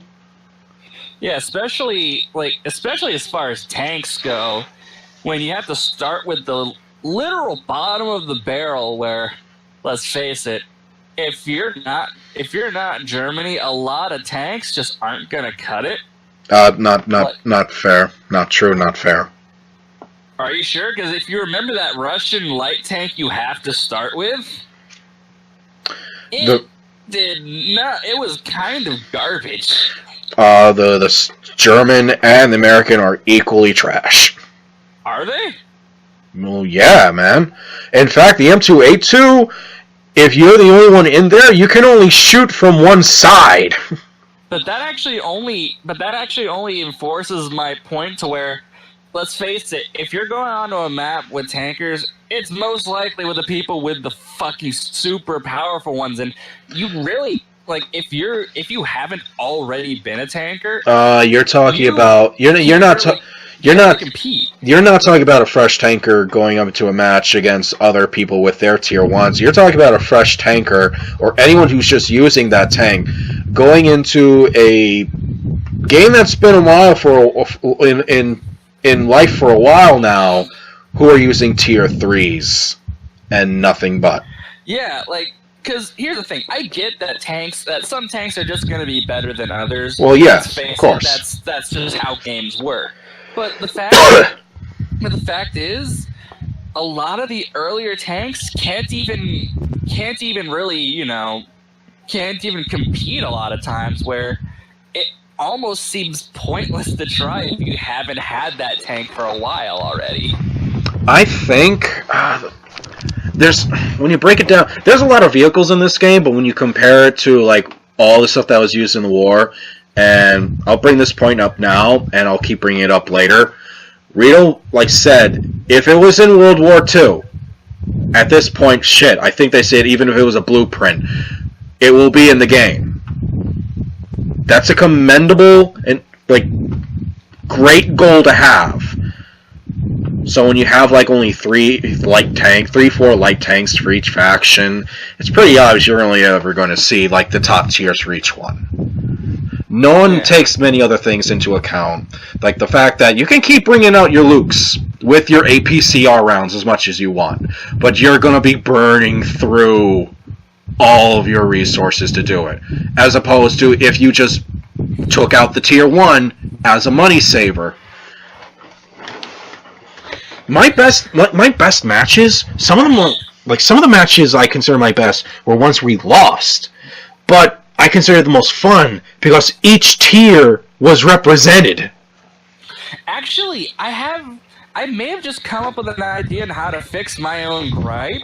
It also kind of goes into it also kind of requires backtracking somewhat to the squad system, but I've honestly played games where you actually have where your squad actually has a specific point limit,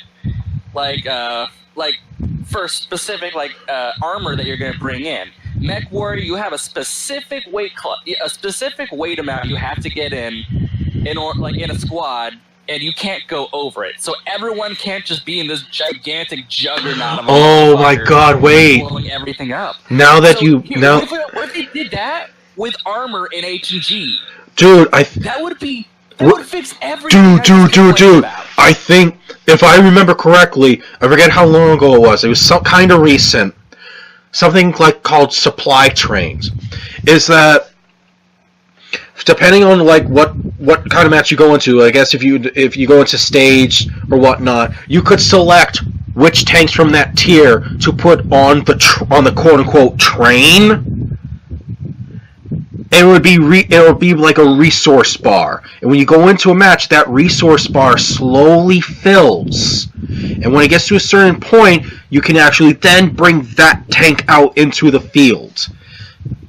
So you could if you went into a war match, you could have a lineup where you had, if the generals send in those resources, you could have the lights meet your lights, a total of 4 tanks. You could have 2 lights, 1 medium, or 1 heavy, or whatever kind of loadout.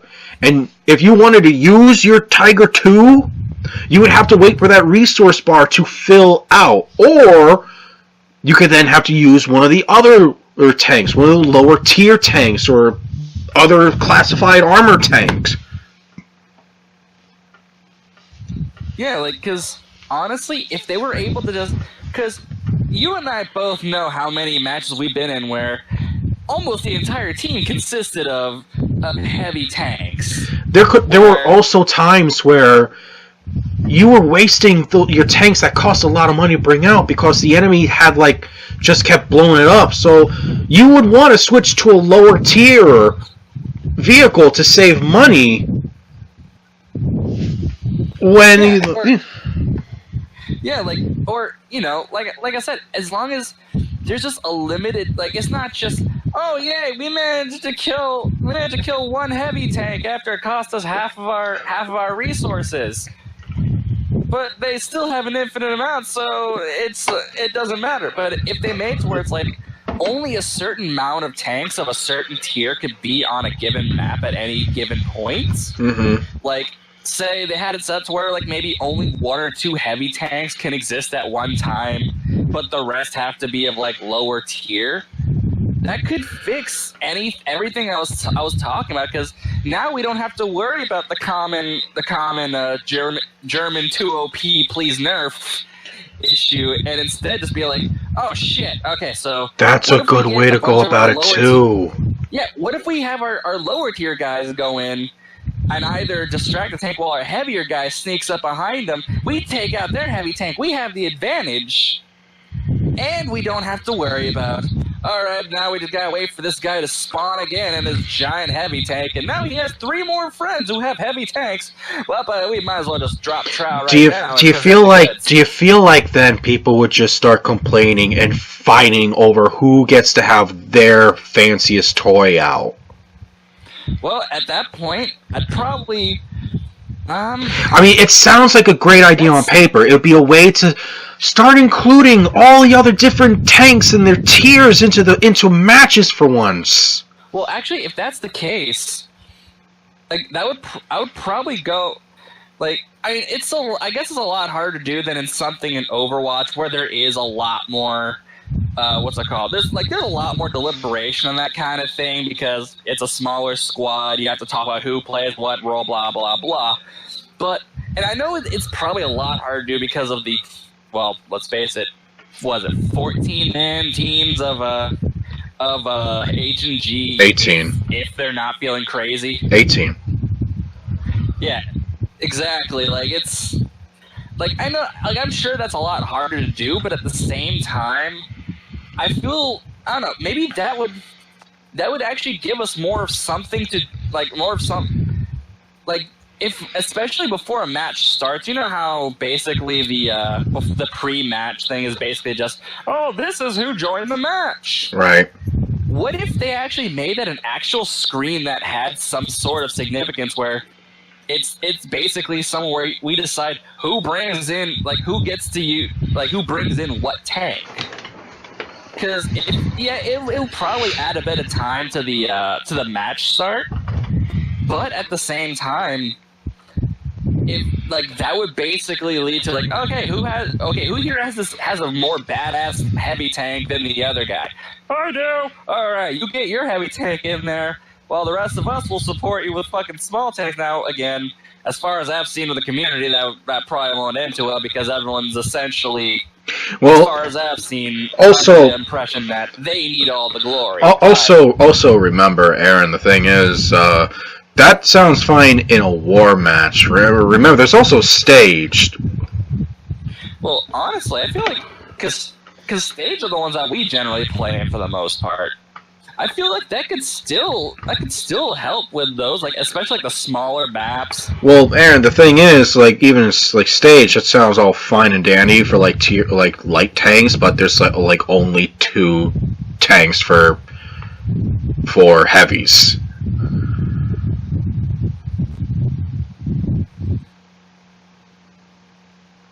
Hello? No, I'm here. Oh, okay. It cut out again. I got nervous. Yeah, I don't know. I feel like that's a system that could work very well. Just if somebody who had a lot more experience on handling dumb players could help iron out the kinks. I'm still trying to wrap my head around it. Because honestly, 90% of our problems also tend to revolve around, these dumbass players decide to fucking abuse the system as it is. I don't know. I'm still trying to wrap my head around it. So it's like 2 people. Like, say again, we're back in stage battles, and it determined that it's going to be heavy tanks. It's like, how's that going to work? Like, well, for one thing. Because I feel like a lot of people wouldn't be as bad about it if, because again, remember how a lot of the reason why is because a lot of people want to get in their tank XP to unlock the next tier and other shit for their tank, right? All right. And that can only be done with the ribbons, and that can only be done if you end up using said tank. But I feel like that could partially also be solved if they went with my method of handling the research ranks and all that. Because then, yeah, you get a bunch of extra research points and shit, but you're not required to use that tank. You can still work on getting that research done without having to handle without having 40 different tanks on a map. Personally, like, how did we stem off to talk about armor all of a sudden? I didn't want to get to armor yet. I don't know. It just kind of happened. Because again, I'm going to say I like what the little idea Rito had better. If you ask me, it's it's a little time bar that fills up, and when you get to a certain point, that's when you can use that tank to implore people to use their lower tier tanks for that class more often. That's all. I probably want to get onto it right now. We should probably keep moving on. True. Actually, I do want to say, though, I can see one flaw in it. What? Because everyone who has a heavy tank can essentially, I guess that helps with teamwork, where they eventually just be like, all right, everyone save up your heavy tank points, and then all of us spawn our heavy tanks, and then there's nothing they can do about it. I don't know. We were talking about the grind. Yeah, well, I mean, that did kind of factor into it somewhat, because I was talking about how annoying it was, especially to grind armor. But honestly, I could see that working. And you know what? Even what I said probably wouldn't be as much of an issue because if you can get your entire team to actually cooperate with you that long, then you probably deserve the win. Well, so going back to the whole grind thing is something I think could help relieve it a little bit. Is when you get right down to it, yeah, there's plenty of vehicles, but when you break it down to vehicles per faction, there's not that much. So the tanks they have in there now, it's like it's only supposed to progressively get better. So of course the grind should be higher. Whereas if there were more vehicles in the game and more weapons in the game, and they worked with the tier research system I had suggested before when we were talking about, the grind probably could be set back a little bit because there's much more stuff to have to unlock and use. And then there's all the different variants of each tank that's the same, essentially. Because there's also going to be more classes added, did you know? More class-type vehicles they want to do. Huh.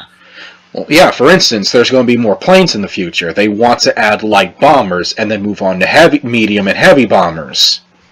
For tanks, they also want to start including, heavy tank destroyers. So, but when you do that, you're probably going to end up starting out with some big, super cool-looking thing. That's all well and good, but it's going to be like a super long-ass frickin' grind to get. Whereas if you start throwing in more different tanks, even if it's weaker tanks, stuff from earlier in the war, that's why they included the T-28. T-28, I love the T-28. It's so fucking stupid. Why did I get that thing? I bought it for shits and giggles. That's why I got the T-28. God, that's a bad tank. The actual lowest tier tank, literally just a guy running around in a cardboard box with a fucking cannon sticking out of it. Did you just reference the cardboard tank from the Metal Gear Solid series? No, I didn't know that was a thing. That's a thing. And I'm sad now because of it. You need to play Peace Walker. Actually, I think I borrowed that game. I think I borrowed the HD collection. That's a thing in that game. Well, now I know what I got to start working towards doing. So, let's sum up grind real quick because this grind has really turned into a brouhaha. It's a free to play game. You should expect it, but at the same time, no one's ever gonna like it. Exactly. It's not a pay to win. But it's a pay to not grind. Not all pay to close to it, but it doesn't quite hit there. Not all pay to not grinds are pay to win, but all pay to wins are pay to not grind. If that makes any sense. Yeah. And I think the grind, if each faction had a much bigger variety, which of course will come as the game gets older and older, and they make more progress in it. But if you just start implementing that new tier system with additional variants and other whole bunch of different weapons and whatnot, you could probably cut back on the grind a teeny tiny bit. Because you're dealing with a much... I would really appreciate it if they did. Because now you're dealing with a much bigger variety of stuff for people to unlock, and if they look at a big list of shit to play with and it takes a long-ass time to grind for each one, that's going to be a big turn-off. It's kind of almost a big turn-off in War Thunder. They've got a big list of stuff to play around with, but... it's like the grind's starting to get really bad, and I'm only in, Tier 2 for some stuff. I don't even have all the Tier 1 vehicles, and it's getting pretty bad. That's another game we should probably have a video on. Oh, it will. Maybe that one Mark and Derek will stick around with.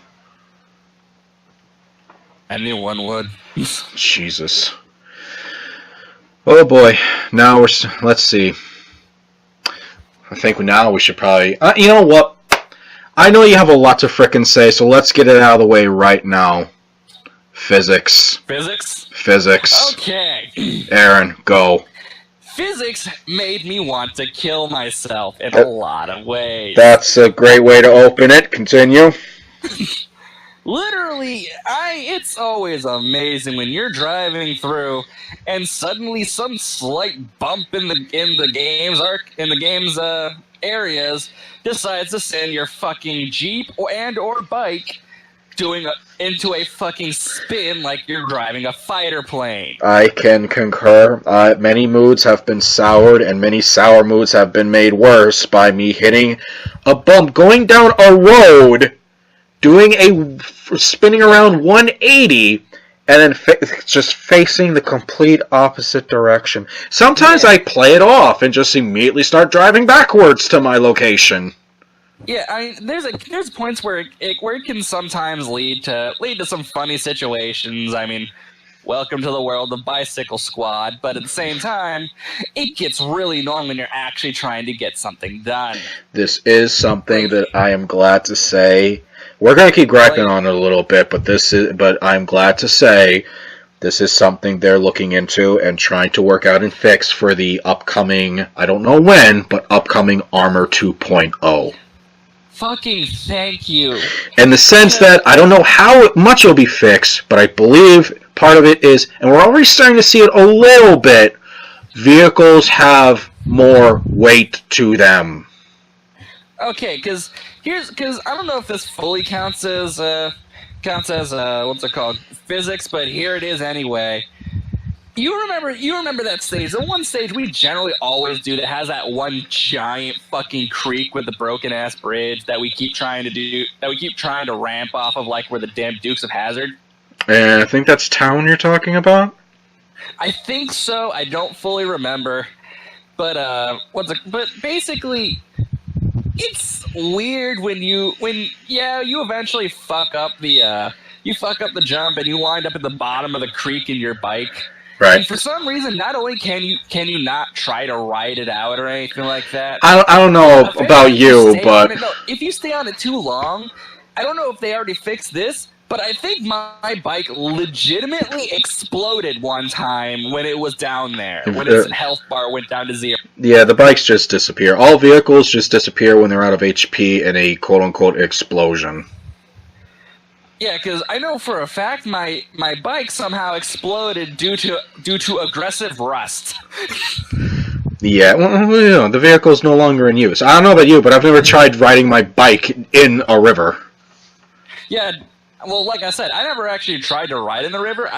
Because again, if you do the jump just right, you'll still somewhat land it, but you'll land into a shallow enough spot where you can just ride through it and ride up a hill. In my case, I literally saw the true dangers of oxidization right in front of my eyes. It's comical, to say the least. No, it was hilarious, but it's something that I wasn't sure if it was fixed and needed to be brought up. Oh, there's so many other things with the physics. My biggest gripe is fucking hitting a bump and just spinning out of control. Yeah, no, that is annoying as hell, especially if you're dealing with a team that is questionable to say the least, and one of those people decides, "No, I'll drive you, man. It's fine." And suddenly you find yourself in a ditch in a place that you didn't even know was on the map before you reached it. One thing that used to be a big problem in this game, this is something they did recently fix when I said they added some weight to vehicles, is bigger vehicles matter in a collision. Wait, what? I'm sorry, it cut out a little bit. I said, something I'm glad they did finally start fixing, how vehicles now have some weight. Bigger vehicles now have more say in a collision. I'm perfectly okay with that, because I've seen times where a fucking Jeep or a truck managed to run into a dinky little bicycle, and somehow they both managed to exert an equal amount of force on each other. No, my favorite was spinning in his grave. No, my favorite is watching a Jeep run into a tank and then knock the tank over. Oh my... Seriously, the amount of seriously, the amount of motion in Newton's grave right now can cause like perpetual energy solving. But that's not something I want to keep on very long with, because like I said, they've recently fixed that. Thankfully, but at the same time, we should make sure that it never happens again. Rub their noses in the pee puddle. It's like, now, if only they could just fix it so my bike's not always doing a 180 when it hits the slightest bump. Oh, for the love of God, please. Like, just do something to make driving less of a go-kart. chore.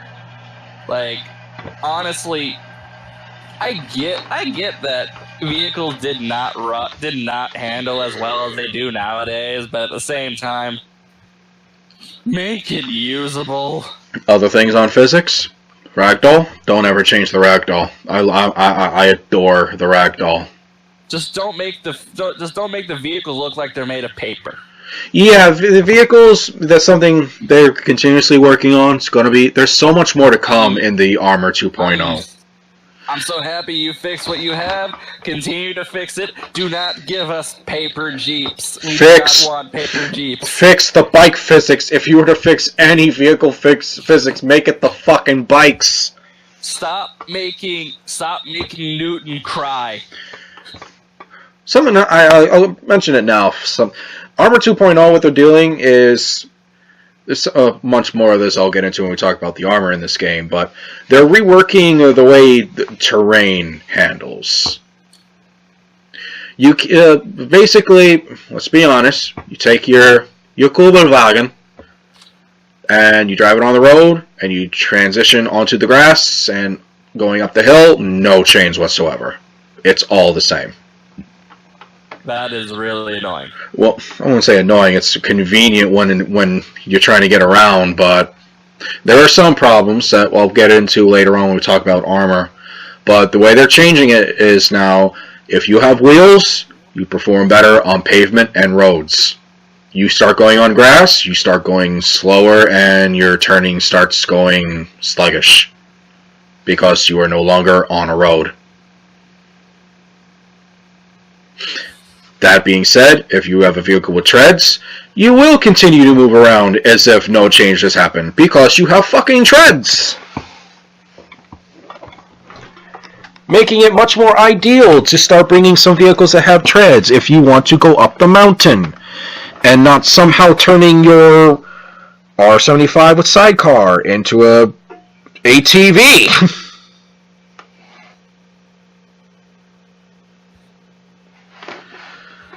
Are you happy with physics? Did you get that off your chest, Aaron?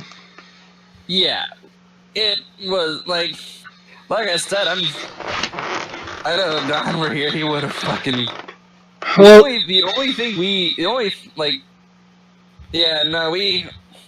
As far, like, basically, the bikes were probably the only most, and I guess the enjoyable parts of our rant, but at the same time, the rest needed to be said. Well, I'm sure Don had plenty to say, but Don decided, like, he's gonna go drink at a bar rather than come to the thing he fucking committed to. Yeah. I'm not editing that out. That is a personal gripe against Don. I have now. Yeah. Now, actually, after physics, which part are we going towards next? I feel like we're getting to the point where I can really start complaints. We're gonna break down through each class. Alright, as far as classes go, I really only have a lot of experience in two: the rifleman and the shock troop. So basically, you have experience with infantry. That's about it.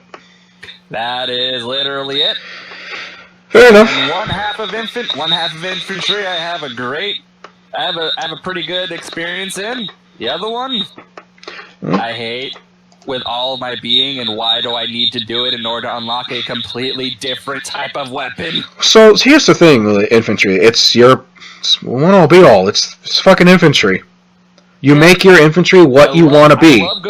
I love going in being that shock troop who, I love going as a shock troop with an SMG, you know, basically fucking what's it called? The point we're trying to take is inside of a house. I'm perfectly willing to run in with Jared to kick down their door and shoot up everything that moves. Now here's the thing. I've seen this so many times now, and I don't know why. People have been saying, we should have subclasses. We should have a class that's just shock trooper, or just medic, or just engineer. It's like, you have all that shit already available for the broad thing called infantry. Wait, are you guys still talking about that shit? Yeah, this thing's still going. Wow. Oh, wait, are you live streaming it, or was it going to be... No, it's a recording. No. Yeah, it's an edited recording. Welcome back, by the way. Yeah, oh, no, I'm going to go back to PUBG. I was just seeing if you guys were still talking. Oh, terrific. Yeah, no, we're literally going through every single bit of the game. Wow. Okay. Yeah, I wasn't joking when I said that. Intensive. You're going to have to crop a lot, because I doubt there's going to be people wanting to watch, like, a 3-hour-long video. I said at the beginning, I'm doing timestamps in the description. Fair enough. Okay, well, I'll catch you later. Okay. Well, that's the thing I gotta have to edit out. Mark came and Mark left. Thank you, Mark. Mark. So, yeah, infantry, like, I don't know, like, I have an idea why people said break it off into different subclasses or different different resource pools. I have an idea why. I have an exact idea why, but I think it should wait until we hit tanks. Yeah, because honestly, I like it being the way it is, being, forgive the nerdism, D&D's fighter who has experience, who basically has the ability to use a wide group of weapon types, but never fully has its own thing that it calls its own until way later in the game, where you start like getting the good shit for whatever you decide to focus on. It's like back when I was talking about the grind for, getting different soldiers and whatnot. The way I play it is, my first infantryman, which is first for every faction, is the one-all, jack-of-all-trades soldier. He's going to have every weapon and every other thing to swap out different types of loadouts to play around with. When I find one that I like say for instance, designated close-quarter shock troopers, I would then have an infantryman that just works with SMGs and grenades and melee weapons, or even occasional first aid kits. That's the shit that he has. That's going to be his loadout.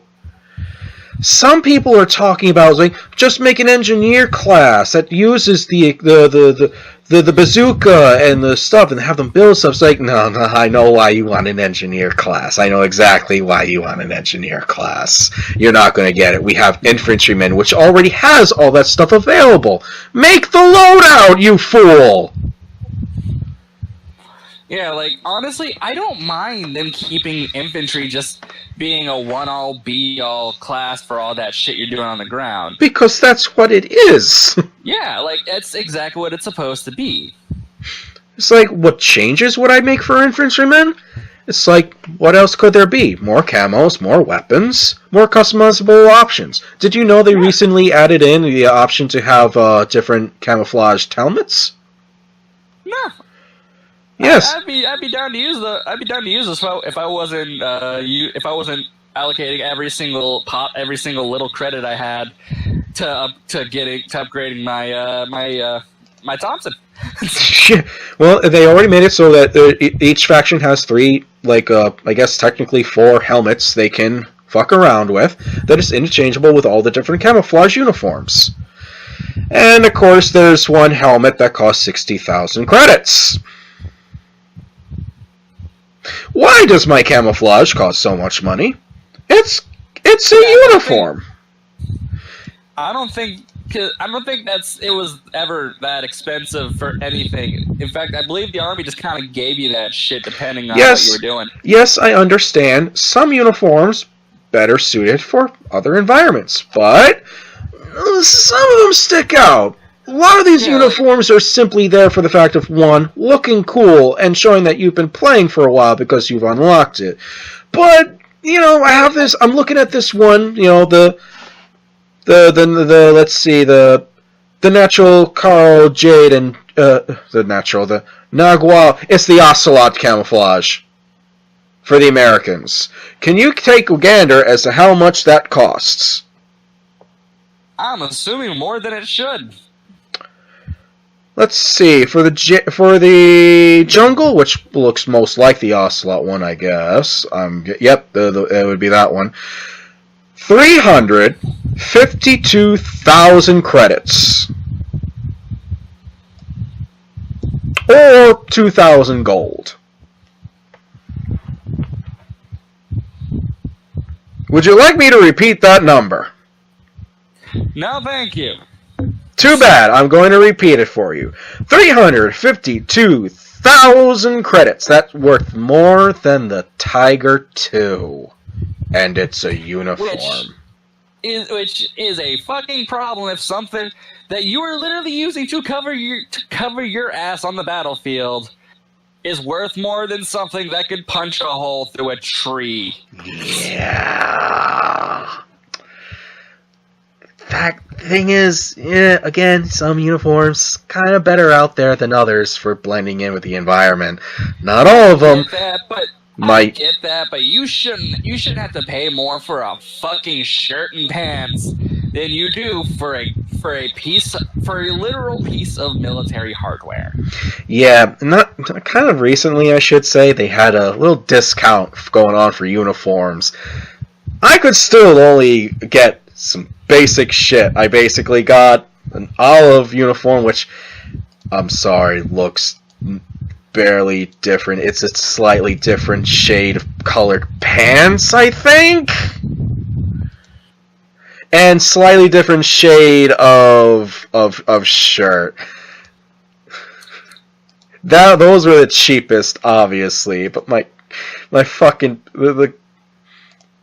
getting this shirt, because it's not even the pants too for this one. It should not cost more than a Tiger II. Like, what the fuck? No, it shouldn't. Like, it makes no fucking sense. What's another one? Let's see. The paratrooper, the American paratroopers. Yeah, that's the same thing for them. Oh, there's one that doesn't cost that much. A Hunter Fall. That looks kind of neat. 274,000. Why? 372,000. Why? Why am I spending that much for that camo? Wait a minute! Wait the fuck a minute! That same uniform, that Ocelot-looking uniform, the Infantry, 352,000. For Recon, 372! What? Oh, but it covers the helmet and the pants. What the fuck? Now, vehicles also have camouflage, and I think that's a cool touch. Even though the olive drab and black camouflage for the M2A2 light tank, starting tank, costs 135,000 credits. Fucking what, mate? Yeah, well, excuse me, what? Well, hold on, this is something we have to go over. Oh my god, it gets worse!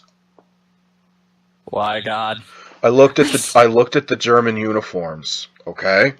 Now, they had some uniforms that cover the shirt and the pants, right? Mm-hmm. I'm looking at the green P. And yes, guys, I understand. I don't have to buy it. I don't have to. It's a complete... But I would like to have the choice. Alright. Okay, this, I think... Oh my goodness gracious. That's 790? What was this one again? I'm sorry, you what, mate? Oh, where was I again looking at this? So, okay, that's that. Let me look at some other ones. You gotta give me a second here. Do something entertaining to keep people entertained for, like, literally 30 seconds. I would juggle, but they cannot see it. I also cannot juggle. Marvelous. Okay, I think I looked through enough to get an idea of this. Okay, I'm going back to... Fucking nailed it. Going back to German infantry. Oh my god, because I can't look at the German Recon, because I don't have a German Recon. So, based on what I have, what soldiers I have... Let's see, that's that one. Oh my god. Okay. The green P uniform covers the shirt and the pants. I want you to take let's play the Price is Right. How much do you think the green pea? The green pea. I read that right. Camouflage is worth. 16-something thousand. Say again. About 16-something thousand, maybe. 16,000. You saying? Or so, yeah. Higher. 20,000. Oh, way higher. What? 30,000? No. Like add on a 0 and keep going. Why? No, I'm serious. Keep going. 40,000? No, that's not what I meant. By add on a 0, you're working on 5-digit number right now. Oh, okay. Okay, so I'm working with a 5-digit number. Yeah, that's what you're working on. You're looking for a 6-digit number. Wait. Over 100,000. Keep going. 200,000? Keep going. Oh, for fuck's sake. I'm not joking. 3? Keep going. 300,000? Keep going. Oh my fucking god. You know what? Let's go for broke here. 600,000? No. Higher? Higher. What?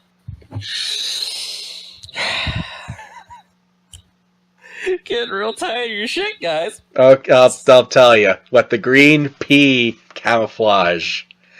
790,000 credits. Wait, do that again? 790,000 credits. I don't think I own a gun that was that expensive. The PTRD's not that expensive. The Tiger... That's a few Tiger 2s. Oh my god. That's a few Tiger 2s.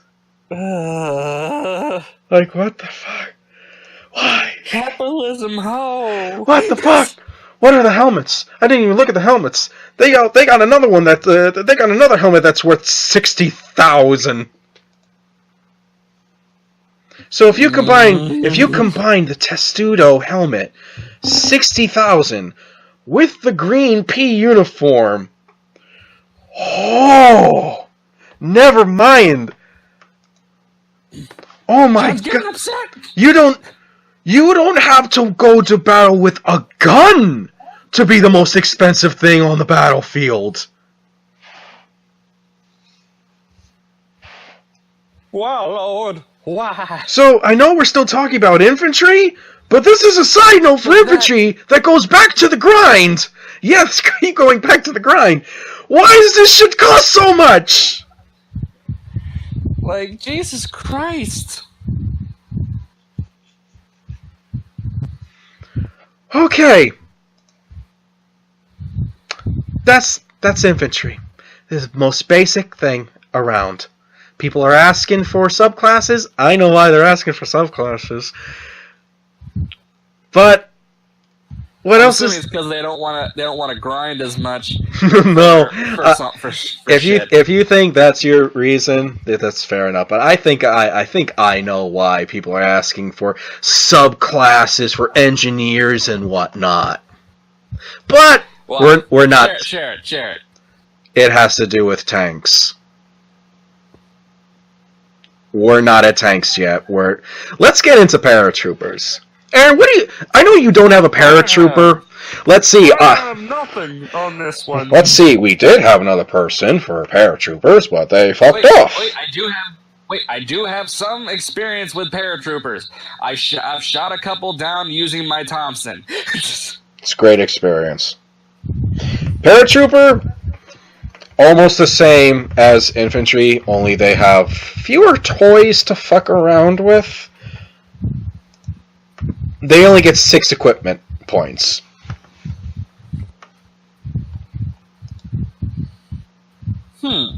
Let's see. The 1, 2, 3. The infantry get 10. Of course, they're most versatile, most stuff to play around with. They have all the weapons almost. Paratroopers get less. I guess that's for balance-wise, because if you got guys dropping behind the lines with MG42s, that's like, what the fuck? I do have two things to bring up for paratroopers. Number one is Soviets need something special for their paratroopers. The Americans get the Johnson, and the Johnson's not even that unique for American paratroopers because it could also be used for... That's infantry can use it. That's something to bring up for infantry. Let's just commit to having all the fucking weapons then. Look, I know it wasn't a commonly used thing for American infantrymen, but I would say uncommon. They had some access to M1 carbines. Why don't, I think it'd just be fair if American infantry also had access to those guns. So, because I'll bring it up again, German players have complained that American infantrymen are allowed to use the Johnson with their infantry, but the Germans aren't allowed to use the FG-42 with their infantry. Say, but if that was a paratrooper weapon, say, look, after the Battle of Crete, German paratroopers were just used as, like, infantry along with everyone else. And even then, there were still German infantry that had FG-42s. Kind of an uncommon thing, but it was fucking there. Let me go over to my German soldier real quick for the LMG badge. Like, I'm trying to think. I think if I remember correctly, okay, yeah. The MG42 was unlocked at rank 9. If you threw in the FG42, that's still considered LMG. Make that a rank 12 weapon, just like you made the Johnson a rank 12 LMG for the American infantry. I think that's only fair.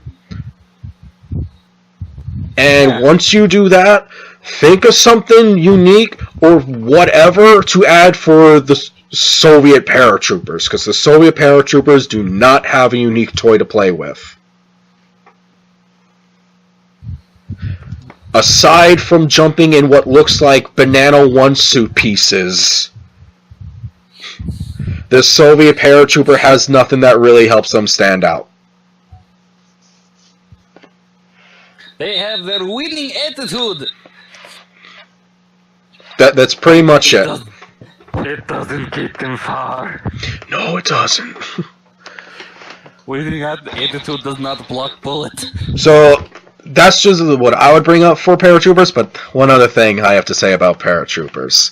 And it's a legit thing, and I've noticed that other people have had this problem. I've watched some of Break the Vice's videos, and when I saw that he had that problem, I realized I was not crazy, and it's not just me. When I try to jump, and I hit the button to jump, my guy sometimes doesn't fucking jump. I shouldn't have to hammer my vehicle button to jump out of my fucking plane. I've missed some jumps because of it, and landed it going off completely off course. I don't know what the problem is, whether it's like an actual in-game mechanic thing going on, but it's kind of a problem. I really, really wish they sorted out the jump button.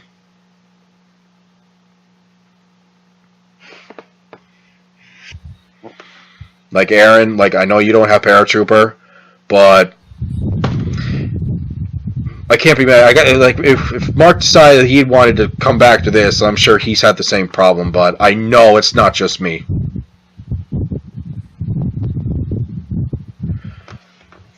Other than that, any other little closing thoughts you would like to go about Paratroopers?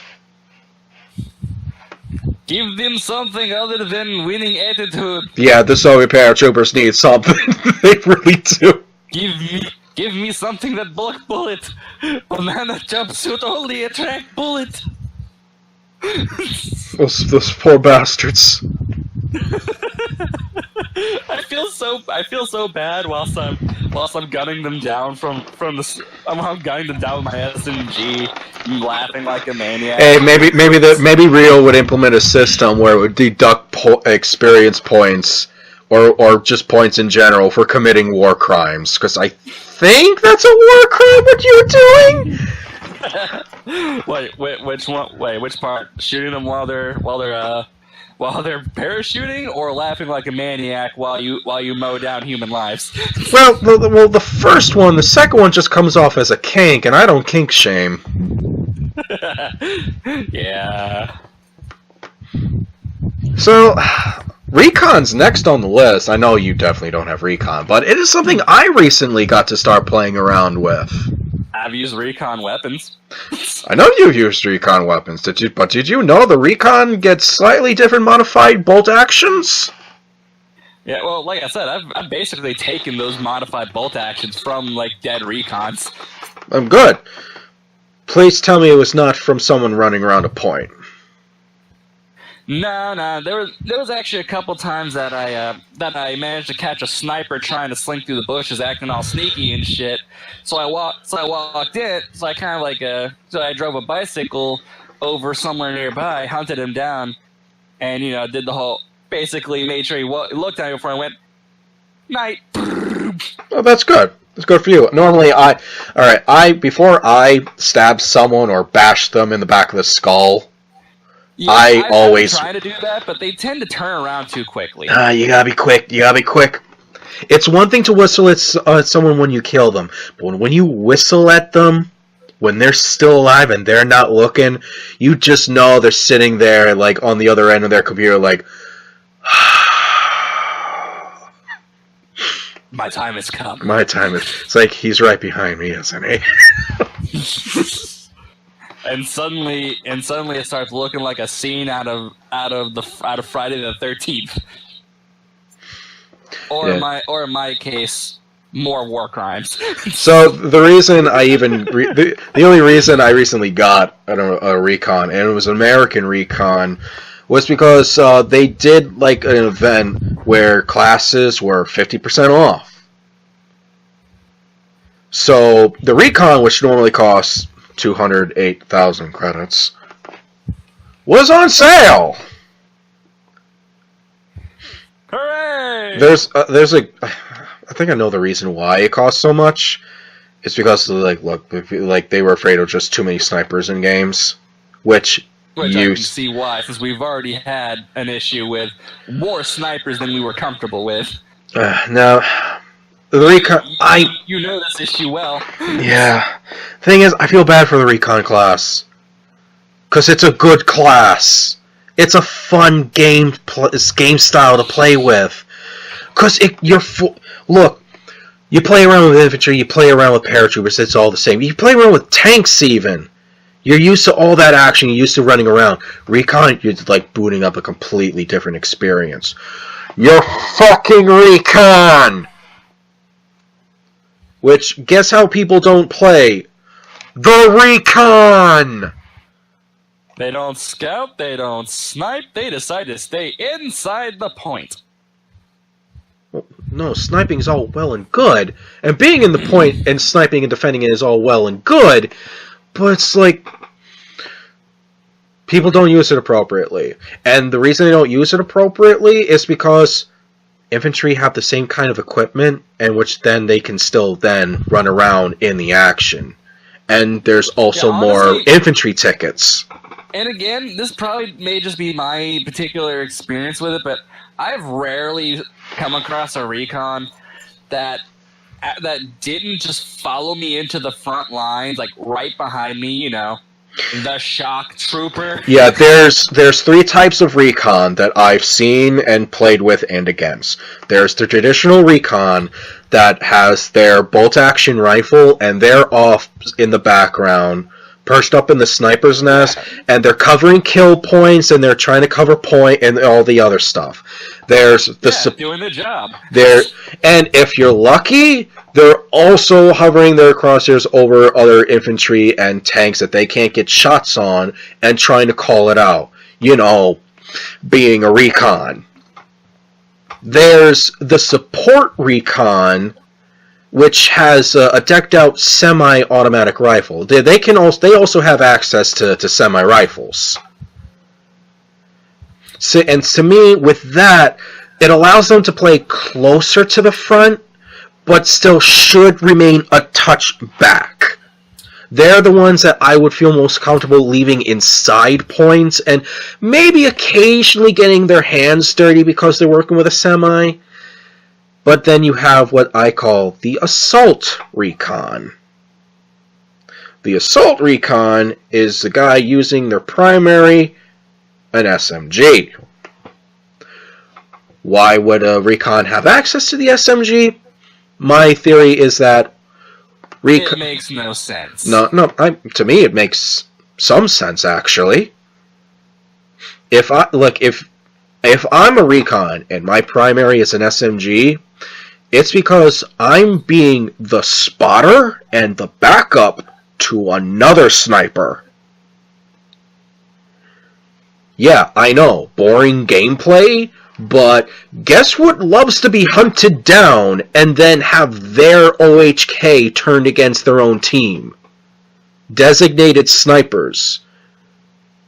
That is true. If that guy had some kind of buddy with him using an SMG and pistol combo to protect his ass, who also even by chance had the recon vehicles to go around with, that's a deadly team.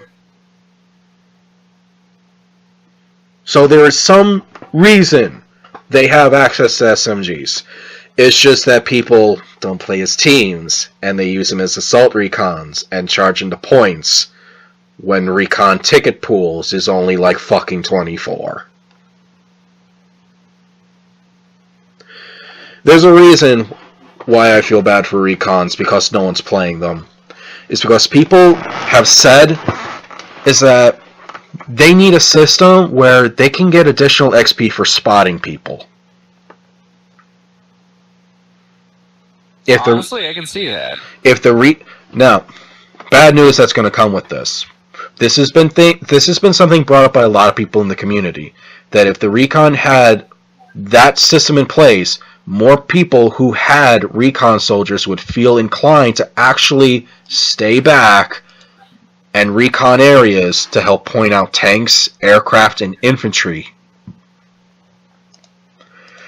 But Rito said that kind of is impossible for them right now. With the engine that they're running and the team that they don't have a means to have where only recon and only recon can get experience from just spotting enemies.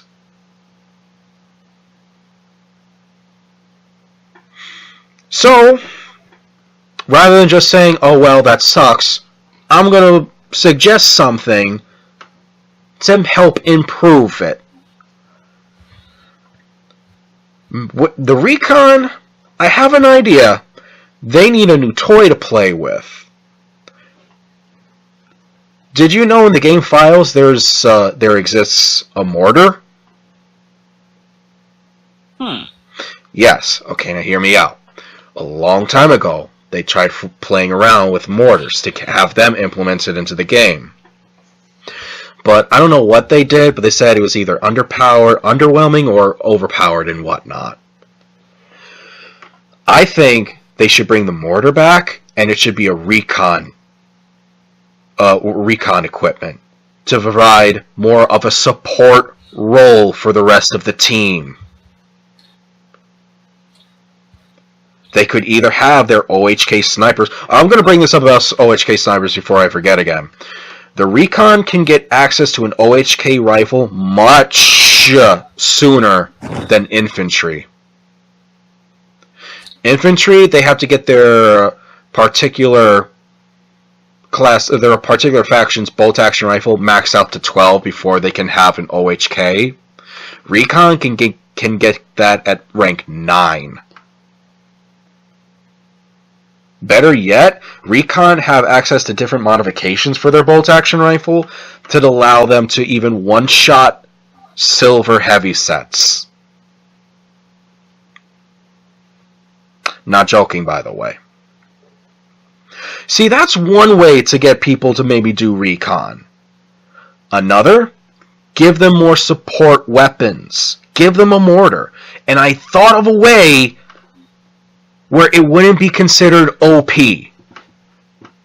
I say when you deploy the mortar, you have a particular range. You also can bring up your map. When you bring up your map, you can hit tab or something whatnot to bring up some kind of cursor. And you can click on a point in a map within a certain radius around you. That would be the range of your mortar, right? Now, when you're trying to select your target and you're moving your target cursor around, it's basically a big white circle. That circle is the area that that mortar round will drop in. So you hold it over an objective, it will drop somewhere in that area.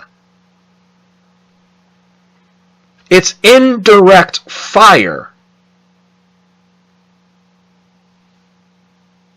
So you're not guaranteed where exactly in that spot it will land.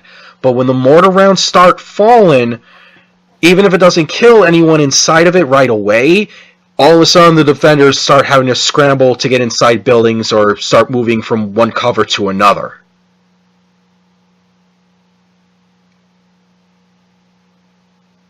I don't know, because I looked at the way mortars are handled in like the Battlefield series. It looks kind of similar where you just click on a part of the map and that's where a round will go.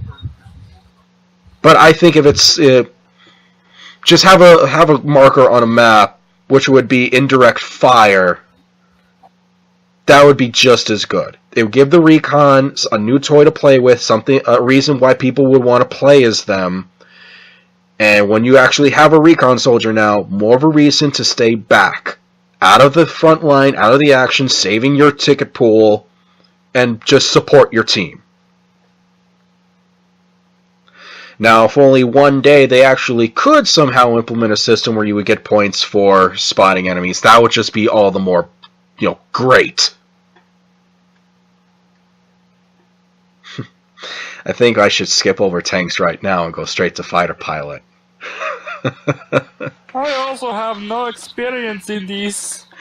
I do some for fighter. I don't even have that much for fighter pilots, man. Other than the fact that, my God, I would say, hey, we need more planes to dick around with, but they're already working on that. They're already working on bombers, even. They even implemented a system, and this carries over for tanks too, where while you're waiting for your tank, if you hold down E in Q, you can spawn in as a gunner for another vehicle. So, say you have your pilot, you start with the recon planes, and you're waiting in queue while other people are flying around, you could actually then jump in as the rear gunner for one of your friendly pilots. That was a change that I thought was great. Recon planes need to act more like recon planes, and I have an idea how that could possibly be implemented, which is another idea that goes for the Recon, but I'll save that for generals because we'll start talking about the RTS section of the game, which I know you don't have a lot of experience with. I have some, but anyway. You have no experience with pilots? For me, I've never really done anything involving it. Like, I can't even make the joke that my experience is shooting them out of the sky because I don't got shit to deal with them. Oh my God. I can tell you that flying used to be cancerous. Yeah, no, they were really annoying because I know occasionally like there'd be the ones that just kind of shoot at infantry on the ground because I feel like that wasn't entirely what the fighters were for. No, the controls for flying them were cancerous. Oh, really? Yeah, they made changes to it's more similar to War Thunder's flight control. It used to be like you use your keyboard to fly, and I was like, oh, this is painful. Yeah, no, honestly, I'm so happy War Thunder chose to use the mouse as their primary way of controlling your plane. Well, now you can use your mouse to help control your plane. In H&G? Yes. Oh, good. That's so why okay. they changed the flight controls. Yeah, because I feel like as far as flight goes, no button should be used to control you. Yeah, it was like really bad. I'm super happy they made those changes. I really am.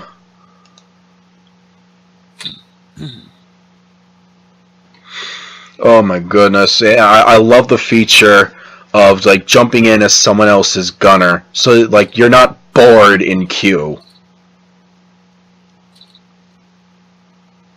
And again, that's something you can do for tanks. That's awesome you can do that in tanks. Speaking of tanks, let's talk about tanks, shall we? Oh boy. So I know we both have experience on different sides of this. Me fighting them, you fighting as one. Me fighting as one, me fighting against them too. What's your general first experience with tanks? I wanted to punch my monitor so hard. Well, it's appropriate because you're infantry versus a tank. Yeah, and especially those maps where it's almost nothing but tanks that you're going up against. No, let's see. I remember, if you remember, there was that one map that pissed all of us off where it was 3-4 different German heavy tanks that just did nothing but stand by the different points and mow down anybody who dared come close. Or, I remember the Dark Ages where there was no spawn protection. They still find a way to abuse that. It's really not as easy. It's not as easy, but of course, douchebags will find a way. Of course you find a way, but, I remember those times where when you spawned in, you just, you popped in, and if there just happened to be someone camping the spawn, and you spawned in and had no protection, the match was over.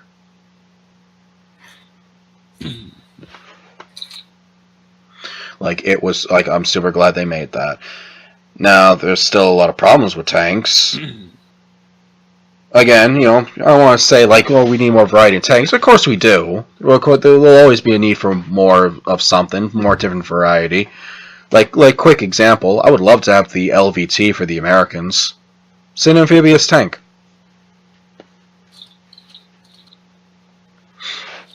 So, look, I've been putting this off long enough. It's in terms of the tanks, we gotta talk about the AT Rambos. Say again? It cut out again. I said, talk about tanks. We gotta talk. I can't beat around the bush anymore. I can't put it off. We have to talk about AT Rambos. I don't know much about AT Rambo, so this will be an interesting conversation. Alright. AT Rambo is the term used for someone who specifically goes around hunting tanks. I mean, given my experience with them, I can't blame them. They go around on bikes or in their jeeps and with a bazooka or AT grenades, and they just hunt down tanks and destroy them.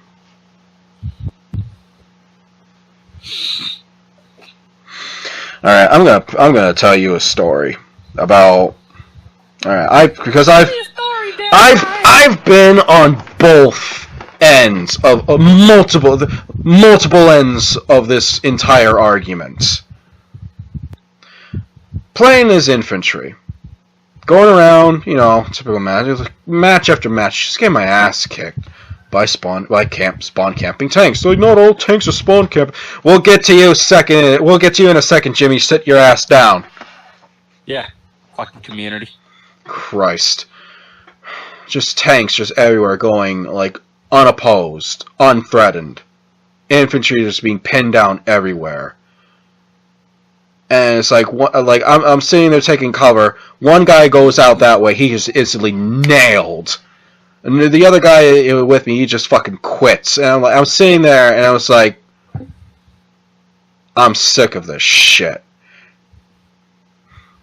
And, you know, it's like, it's the best way to compare this. Let's sum this up. You know that, I don't know if you ever came across it, but there's this one GIF of some movie, I don't know what the movie was, of some Soviet soldier taking a whole bunch of like, grenades or explosives and wrapping them together in barbed wire, and they're just standing up all stoically looking out beyond the trench. Yeah, that was me saying, fuck that guy. When I started this game, I had no intentions of being the anti-tank guy in the group. But you don't choose the AT life. The AT life shoots at you and chooses you. I've been on both ends of this argument. Because you know what? I have tanks. I have a tank for each faction. I've been hunted down and killed by people who have anti-tank supplies. I didn't rage quit out of the game and start a bitch post.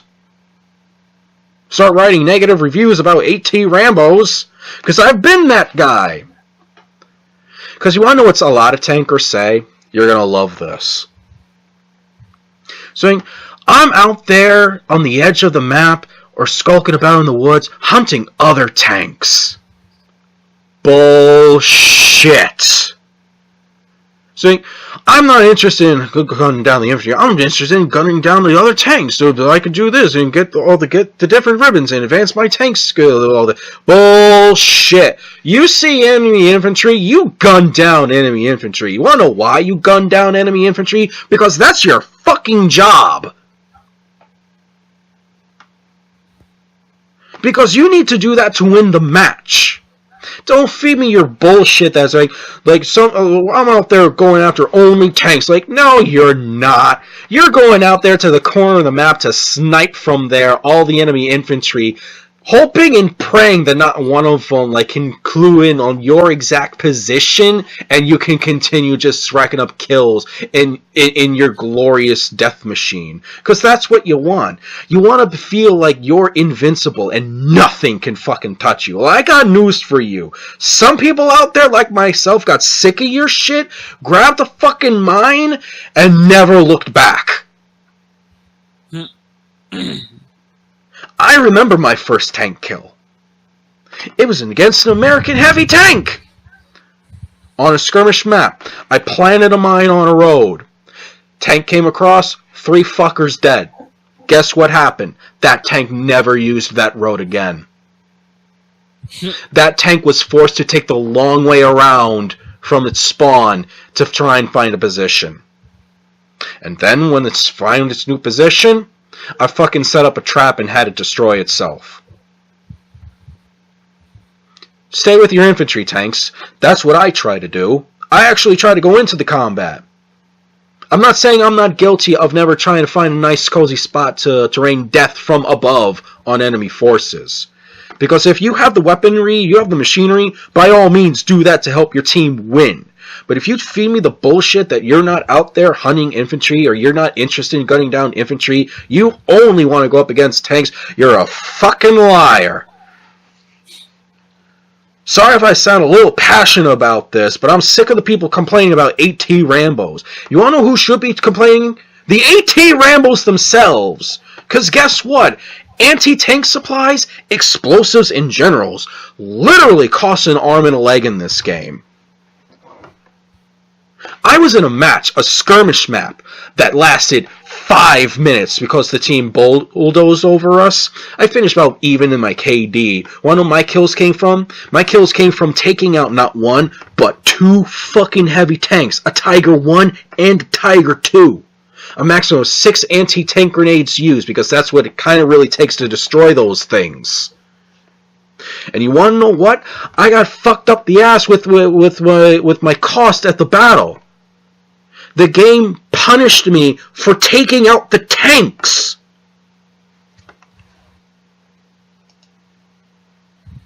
That's bullshit. Yeah.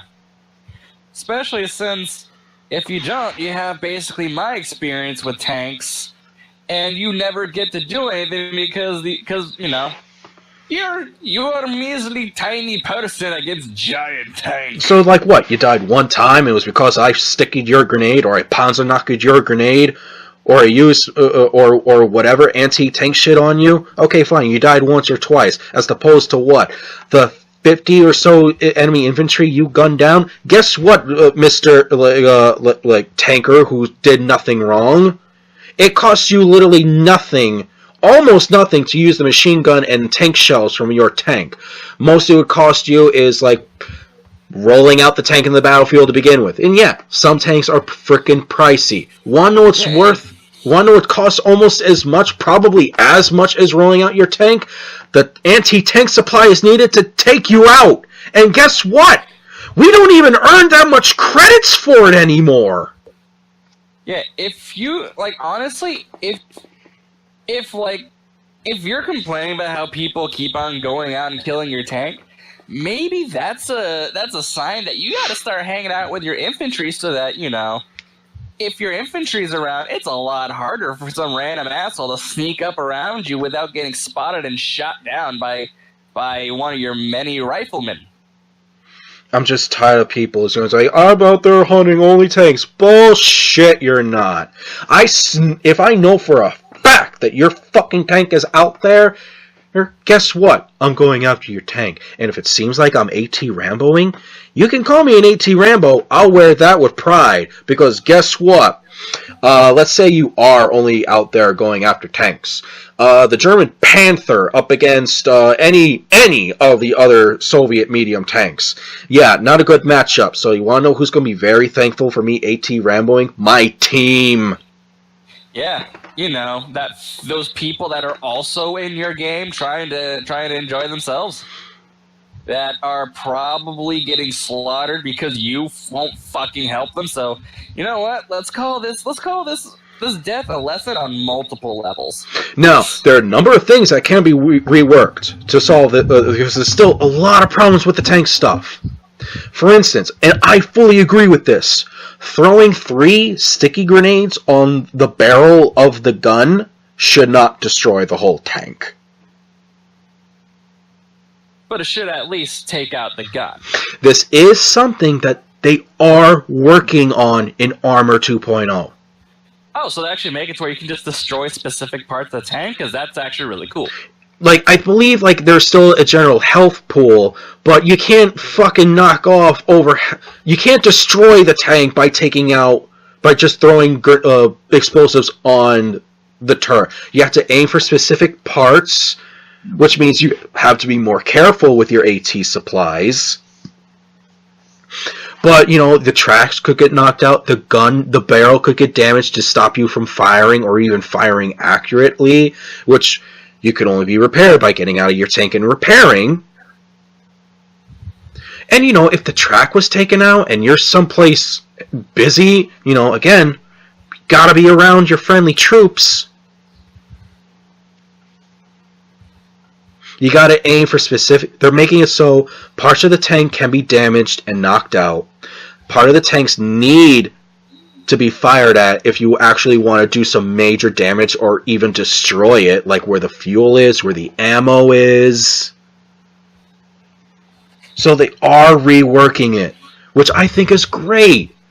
Because like 2 Panzerknockers on any tank, even the most heavy on any part of it, will knock it out. That's great and all, but you know what? I don't care how strong the Panzerknocker is, I shouldn't plant that thing on the tread, like near the very front, and just take out the whole tank.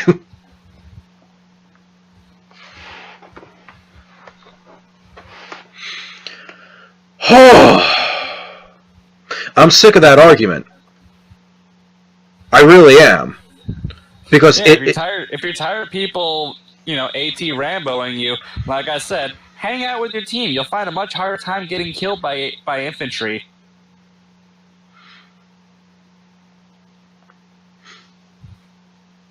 Same deal. You don't have friendly armor or whatnot, hang back a little bit. That's fine. It's not a big deal. But remember, infantry, remember, your tanks you're leaving them back there by themselves. Someone needs to watch their back. It goes for both sides. You need to watch and protect your tank while your tank watches and protects you. Nothing in this game is this one-all be-all thing. And please remember, AT supplies are so fucking expensive. And you really don't get that much experience or credits for destroying even heavy tanks. That needs to be reworked. I really feel like I shouldn't be punished for helping my team destroy tanks. And you see, the whole thing with AT Rambos, that's why people want subclasses. They think that will help cut down on the AT Rambos. Because if there was a separate resource pool for engineers who are the only ones who could have bazookas and anti-tank shit, and they had like only as many tickets as the Recon, then not everyone would be AT Ramboing. It'd be a whole separate class that people would have to have. Like, fuck off.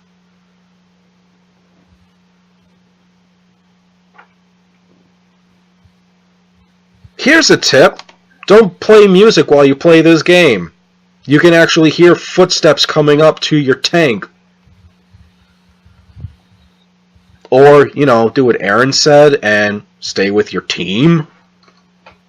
Those people who help and shit. Oh my god. That's all I see anymore on forums is AT Rambo, AT Rambo, AT Rambo. Man up, bitch. You're in a war. I've been on both ends. I've been the tanker. I've been the AT Rambo. It's bad for both people. The tanker who wants to feel invincible is suddenly vulnerable, and the AT Rambo is spending literally every fucking cent he has in a match just to destroy 2 or 3 tanks.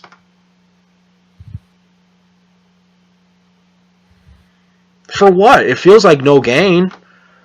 I don't get fucking extra points for that. I don't get extra money for taking out a heavy tank. I'm still salty about taking out 2 heavy tanks, a Tiger 1 and a Tiger 2, using just 6 explosives. Game punished me for using that. Did it award me extra XP? No. Extra money? Hell no. Is it right that I can throw my explosive on any part of the tank and just blow the whole thing up? No. Does it feel weird that a sticky grenade can take out a Tiger 2? Yes, it feels weird. In the moment, I'm not complaining because, oh my god, I took out a tank. But at the same time, it's like, the sticky grenade in real life, that was really used to take out treads. It was used to take out the treads, while other means of AT could be used to take something out. That being said, you brought up PTRDs before. We gotta talk about the PTRD.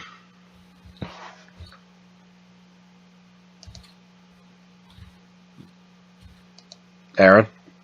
Yeah, I'm here. Oh, what experience do you have with a PTRD? Honestly, not a huge amount. It's a weapon I've wanted to pick up and use because I've always been that guy who loved walking around with this giant rifle that was way bigger than it had any right being, and either fucking shooting through guys like they're wet tissue paper, or just using it to take down a fucking tank from the tree line. Right. Because let's face it, that's awesome. People have many complaints. Hell, if you remember, other games we played that have a similar anti-tank rifle, they're still generally pretty good, Yeah, But, and like, I was hoping that would be the case here. yeah, and people have many complaints about the PTRD. And you want to know what the top complaint about the PTRD is? That it can barely take down a tank. It's an OHK rifle, even if you shoot someone in the foot. Sir, do you know what that rifle is meant to do? To quote... No fucking shit! To quote Jan Valentine, fuck, that's an anti-tank rifle! You know, those things that are meant to punch through tank armor. Oh, I guess it hurts a little bit more than normal rifles. Really, the reason a lot of people are upset is because it's just a Soviet Union weapon, while the Germans and Americans also had anti-tank rifles. And the fact that they don't yet, and, you know, Soviets, they do, so. But if this thing was this one-all, be-all thing, look, let's be honest, it's been in the game for a while. I haven't seen it that much. You want to know why I haven't seen it that much? Because it's a little bit more burden, I think, than than people think it is. The ammo pool isn't that high with the gun. And there was a time this weapon was ninja nerfed. What do I mean by ninja nerfed? I mean it was nerfed without them saying it was nerfed. But people noticed the difference, and like, ugh. So here's a gripe people had. Saying, oh, it's one-shotting Jeeps! Okay, one, it's an anti-tank rifle. Yeah, again, Jeeps kind of have lighter armor than a tank. So yeah. Let me. Here's something. I once had the very first time I picked up a PTRD off someone else. Obviously, I have the option to buy, but I don't have the money. I was an American, and they picked it off a Soviet in the woods in a skirmish map, and I was like, "Oh, cool! This is one of those fucking rifles everyone's talking about. I want to test it out." I shot a Jeep. You want to know what happened? What? It didn't blow up. And this was long before the ninja nerfs. But Ryan, how could it not blow up? Like, what were people talking about? You want to know how this weapon one-shotted Jeeps? Because they used it with upgraded ammo, and they used it with the Infantry first badge, gold level. You know, 30. You know, which would let's see. What does it? Can I see how much? Yes, gold level, 50% plus damage to enemy light vehicles. In addition to the ammo upgrade, that's the only time this weapon one-shotted Jeeps. So in other words, to get to that, you had to really put in the work. You had to bring a specifically built soldier to make it work. It wasn't this magic weapon that everyone could pick up and start one-shotting everything. Because as a guy who, once again, picked it off someone and tried using it against light tanks, it's not that good.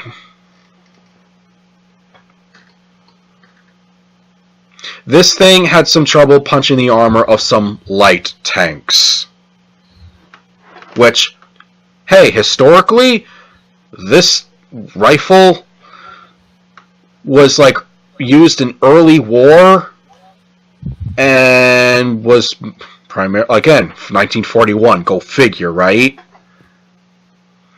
So it was used primarily against early war light tanks. But then, you know, when the war progressed and more bigger and heavier tanks rolled out, like, say, I don't know, the Panther, this rifle was no longer used. It was garbage. So as an anti-tank rifle in this game, before it was ninja nerfed, you still had to aim for specific parts on the tank, and you had to provide continuous fire on said tank in order to take out that light tank. Now, they ninja nerfed it. Meaning, even with the upgraded ammo and the gold heavy and the gold infantry first badge, you can't one-shot jeeps anymore. Which means if you're doing that much significantly less damage, you're doing even less damage now to those tanks. So, I may have the option, I may not have the money, but I think even if I had the money, I don't think I would get the PTRD in its current state. It's basically good for against infantry, and that's even if you hit them with your slow reload rate and massive sway.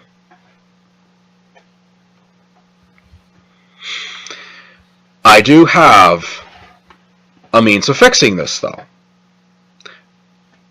I'm not just going to go on the little bitch fest about the PTRD and not offer some type of fix. I say, leave the stats the way they are for now. Instead, work on the anti-tank rifle for the Germans. Now, the Americans, they didn't really have an anti-tank rifle. They had some boys' rifles they would use from the British, but they had a recoilless rifle, which was more like a bazooka. And, of course, that's a good explosive thing to use.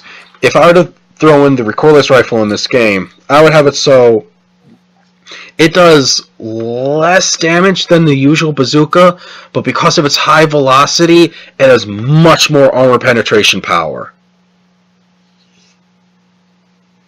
Use that for the Americans, or hell, even work on the boys' rifle now if you want to one day throw in the British. Have them use that. Give the anti-tank rifle the Germans had, which was a semi, by the way. And when both of those are in there, then buff up the PTRD to what it was before the ninja nerf. That way everyone has an anti-tank rifle. Everyone has this one-all be-all unstoppable killing machine. That's my 2 cents on how you fix that.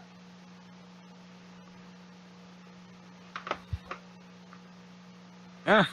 It seems fair for right now. Like I said, the way it is, leave it until each faction has their own anti-tank rifle.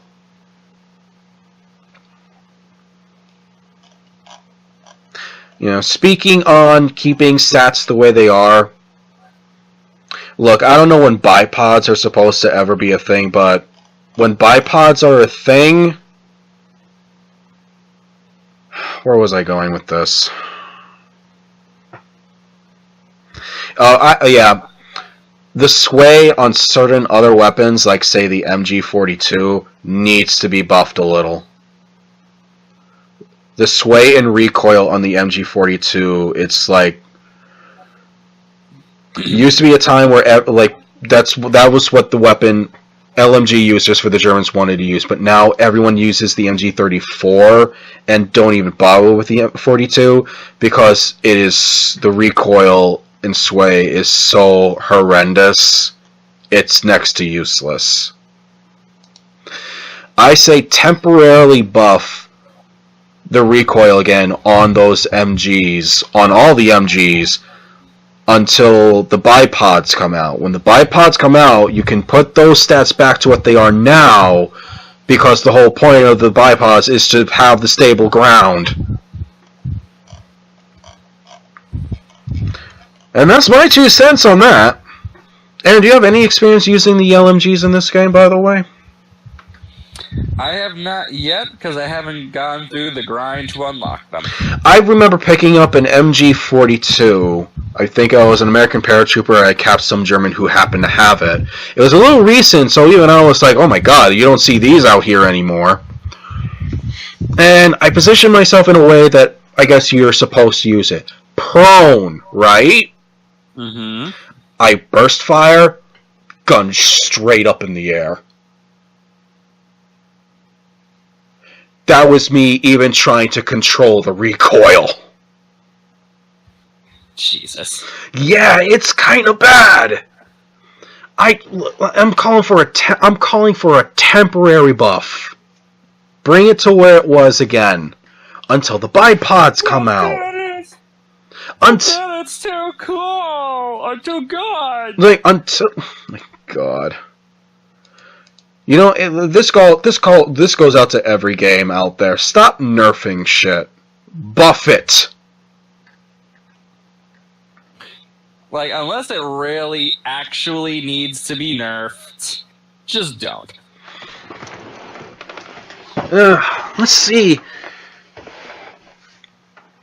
I want to go into generals next, but that involves. I haven't even touched generals. I haven't even seen generals get actually be done. Yeah. So quite quickly, let's go over maps. I don't really have that much to say about maps because it kind of falls back to the whole weapon sounds and designs and everything. It's a constantly changing thing. And it is luckily one of those things that they listen a lot to community feedback about.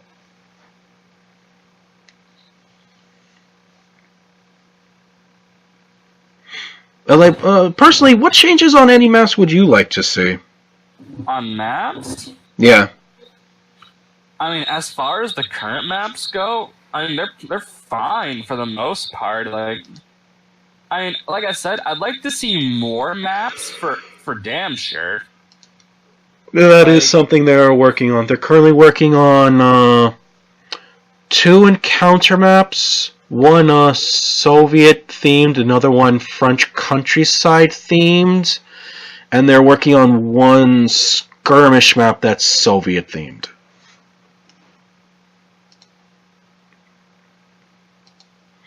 Problem is, it's taking them quite a while. I think we were promised new maps months ago, possibly longer. But teams working with what they got, whatever. That's why I didn't even think about maps until just now, because what changes would I make to the maps? They've already improved the color schemes. Yeah, there's actual colors in the game now. They've also recently upgraded the brightness. They've upped the brightness. Because some parts of the map on certain times of the day were fucking dark. But they fixed that. And they did that because of community feedback. Different assets got thrown into different places for additional cover, especially around spawn areas, through community feedback. So really the only gripe left is just wanting to see new maps. And that's fine. So, I guess I should talk about now the generals section. I think really, my God, I think they would be... Talking about the RTS part of this game is probably the last part before we talk about the community itself. So, Aaron, you said you have no... experience whatsoever with any RTS. You don't have anyone rank 12? Absolutely not. I'm pretty sure I just I think the last one I got was around 6 or something like that, if even that. Well, so the way it works is when you hit rank 12, you are allowed access to the generals part of the game. And when you do that, you're given you're given an assault team. And you use that assault team, you deploy it on any part of the map. Because let me go over to the generals part right now. I currently, for this campaign, selected the Soviets. Not because the Soviets are on a winning streak, no, because I either have an assault team for Soviets or the Americans. Oh my God! Wait, don't I have one for the Germans? My Germans should definitely have one. Yeah, he's definitely high enough for level. He's freaking rank 12. Oh, I just don't know whether or not I'd bother getting his first thing or not. Anyway, that's not important. Right now, I have one for the Soviets. Because he's fucking rank 14. So the way this works here, I'm going to click on my unit. He needs reinforcements bad. So let me deploy here. And now I'm sitting in a queue.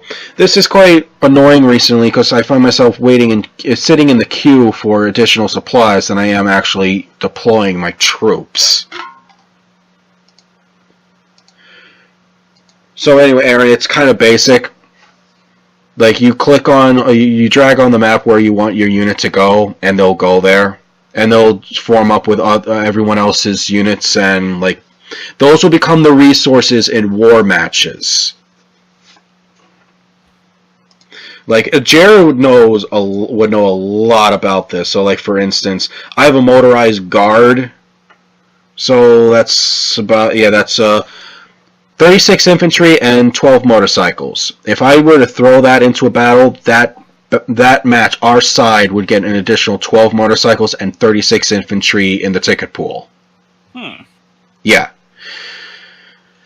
Now, when you have aircraft, they have way better movement. They don't have to move along lines. They can just move. They can be stationed at any airport on the map, and then be selected to go attack, join the attack on any other town or whatnot. It's pretty straightforward. It's the map itself. It's kind of big. So it's all of Europe. Of course, it's kind of big. It's hard to talk about this particular thing because I wish I had more experience with this, but I don't have that many assault teams. But I had ideas on different ways to help improve it. I think I was kind of vaguely talking about it before. For Recon planes and Recon Infantry. When you have those assault teams, you should have a special option for that team to actually advance into enemy territory to scout out. So that way, because if the units are close enough to the enemy line, they can start seeing their enemy units. So if you had an actual recon option, a better recon option, I should say, you should be able to go behind enemy lines to start seeing all the other additional enemy troops that are coming towards the front, as a way to plan out better what your forces should do. Now, I suppose there should be some risk for recon infantry. I'm guessing if they're out there too long, they run the risk of being found, and then you start progressively losing some of your tickets until like you either get them out there back to friendly lines, or they just get completely wiped out from being found. And you could then have another like ribbon system for recon purposes for the generals that allow those guys to be out there longer without getting found out. Now for recon planes, it would be a little easier. I mean, less risk, I guess, but if you selected the recon option for them, you could have them fly over a town very briefly just to see who's there, what kind of resources the enemy has planning. That's my idea for a way to tackle recon. I had another idea for the planes because they want to implement bombers into this game. And so, like, I had an interesting idea what to do for bombers. They could also have an additional an option, and the recon planes could also have this option too available to them because they do have bombs themselves to actually bomb enemy towns and other enemy forces behind the lines.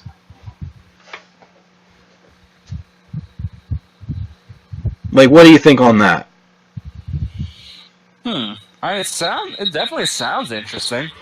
Now, I was thinking on having like an actual risk reward thing. The reward would be reducing the number of tickets the enemy has in that unit, which would force some units to fall back or stay where they are to get more supplies in, and taking it away from the enemy front.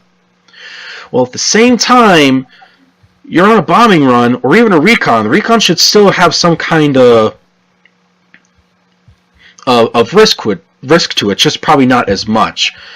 But all these towns, as you know, they have some AA guns placed inside them. Yeah. So you should always have that risk of losing 1, 2, or maybe a few more of your planes in that bombing run. And like, there's also, they were talking about this before, which is why I think this shouldn't be implemented until this part gets implemented. One of the new class types of resources they wanted to make available for combat was a mobile AA category. Because you know how the infantry have those mobile AA guns already in their infantry support vehicles? Yeah. There's a shit ton of different AA guns, mobile AA guns in this game. So they were thinking. What's gonna happen? Well, they. Hello, Mark. Hey. So they were thinking about, like, if they ever got around to implementing more, make that a whole new class, whole new resource pool. So if they had that, then those could be shit that you. Well, I mean, they already kind of have mobile AA. No, they have the gun trucks. Oh, I was just talking about that. Like, they already have that, but they were talking about how there's so many other mobile AAs that when they decided to implement more, they would make that its own class, its own resource pool. They would definitely have to, if they say, like, gave the Germans like the Wirbelwind or the Ostwind, and then for the Americans they would probably dish out the what was it, the half track that had the 37mm anti-aircraft gun, yeah, with the like 250 cals on either side of it. I don't know what the hell they'd give the Russians, because this boot up War Thunder. You could see all the different AAs they had. Yeah. Yeah, because right now the Americans, they're working with the M16 MGMC. I would also, like, when you implement all those different mobile AAs, by the way, Rito, I would tweak the current ones and the new ones to be able to aim down at ground level, because you guys did that on purpose so they wouldn't be mobile death platforms, where in reality that's kind of what they were also used for. Oh, that's totally what they were used for. It wasn't called the meat chopper for nothing. I was about to say the kraut chopper, yeah. Right now, it's just like, they didn't want it being abused, but I think if they implement more of them, let that option be back in there if it's its own class. Yeah, like, by the way, the only mobile anti-aircraft gun that I can think of besides the Quad Maxim that the Soviets used during the Second World War is the ZSU-37, which was basically a tankette that they put a 37mm fully automatic anti-aircraft gun on top of. I think they had more, but I think... No, that's about it. Everything else they didn't make any of. Like, literally. Or the war was over.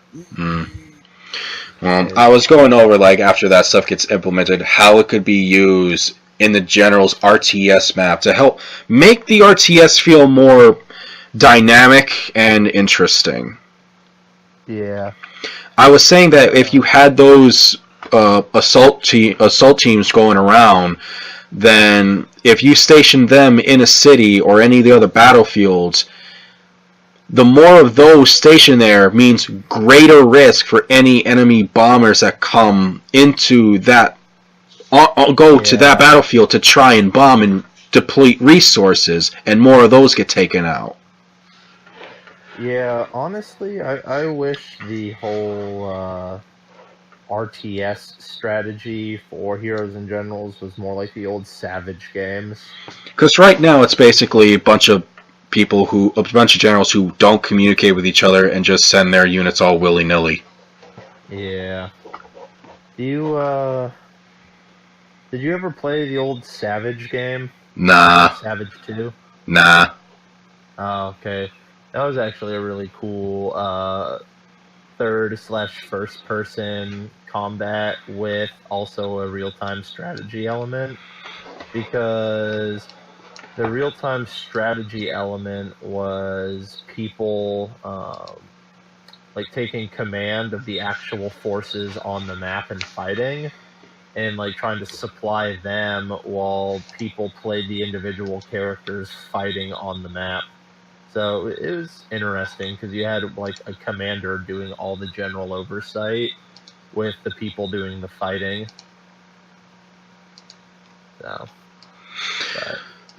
So I had that little idea to make it more implement, and I had one other idea that I know would never happen in this game, but if it did, it would like completely change things and help make this game stand out. Mm-hmm. Finding a way to have the generals involved in the action part of the game. Yeah. Now, what I had in mind was, it's not like they themselves are running around the frickin' battlefield, right? Rather, instead, they stay in that top-down view, and they themselves can give their own or general's orders to capture and defend or rally in certain areas. And, so squad leaders can still give their orders and whatnot. And then there's going to be the general's orders for them to go and capture certain spots or, like, rally in certain other areas to defend or whatnot. And you would still get those additional points.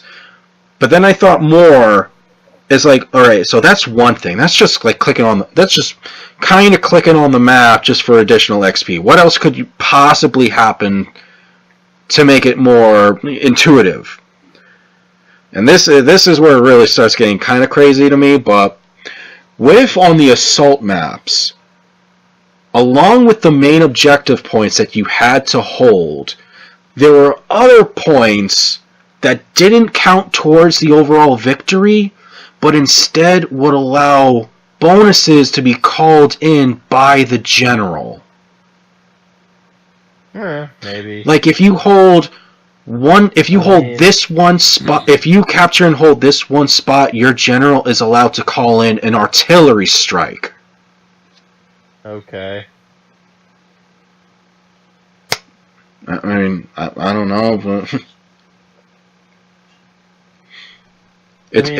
I personally feel they should probably just add artillery to the game, but yeah, that is one thing, but it's like, give us some priest mobile artillery, or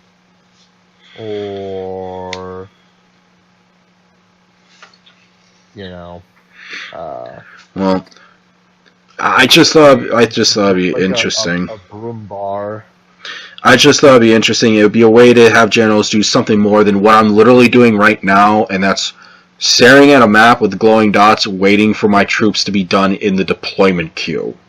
That sounds right, yeah. Generals can get additional XP and money and shit by taking part in, like, doing RTS shit in the action part of the game.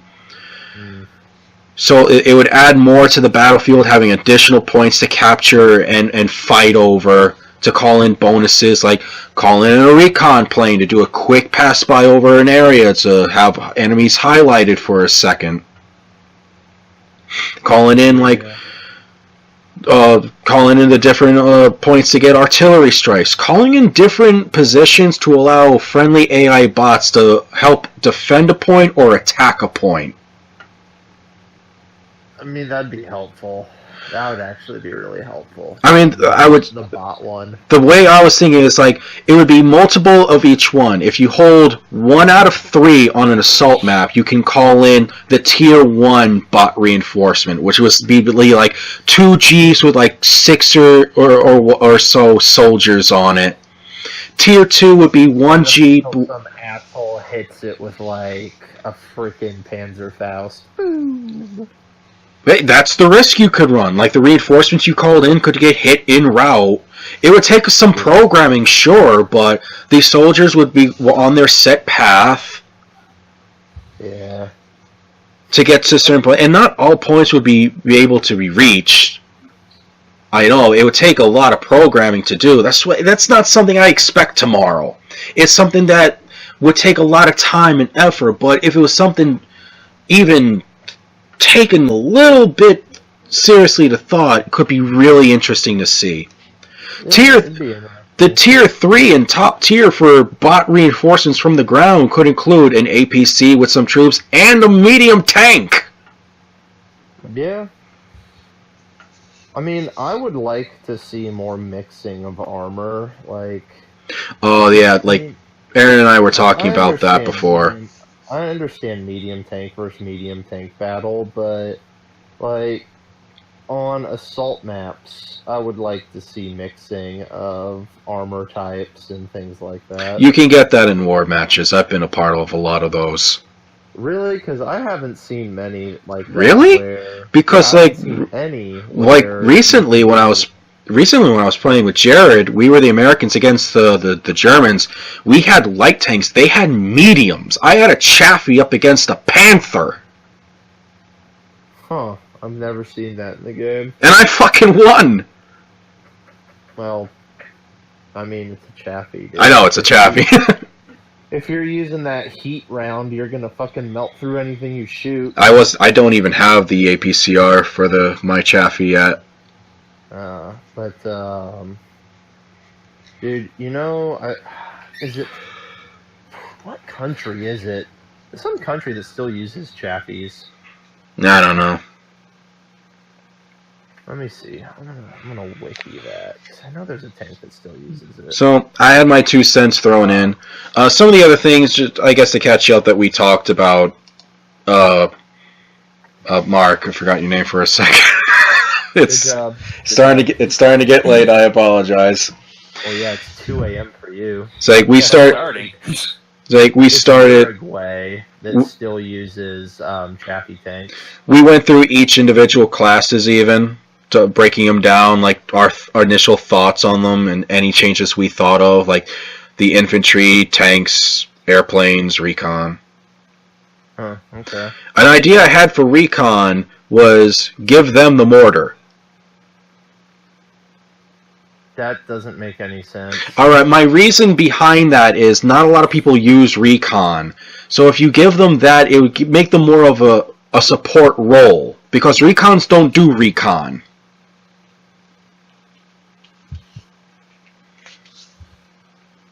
It was... Recon's don't do much of anything in that game other than snipe people and drive around on their motorcycles.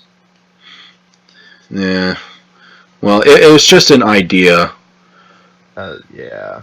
My idea is that with mortars is like you bring up your map, and rather than just being this pinpoint fire, it was just this circle that was just the radius in which the round would come down in.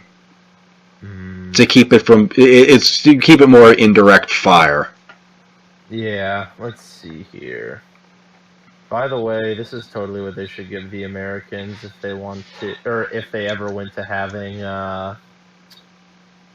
I think I've heard of this one. It's based off of the Chaffee, by the way. I think I've seen something similar that was based off the Sherman.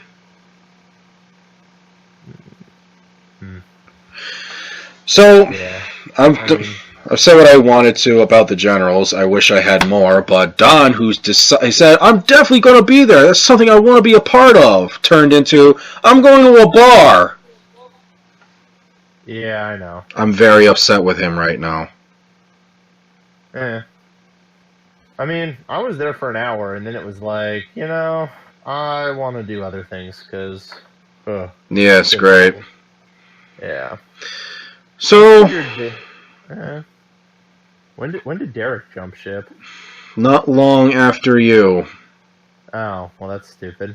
Yeah, it's like, why did I bother asking for help or trying to set this up, right?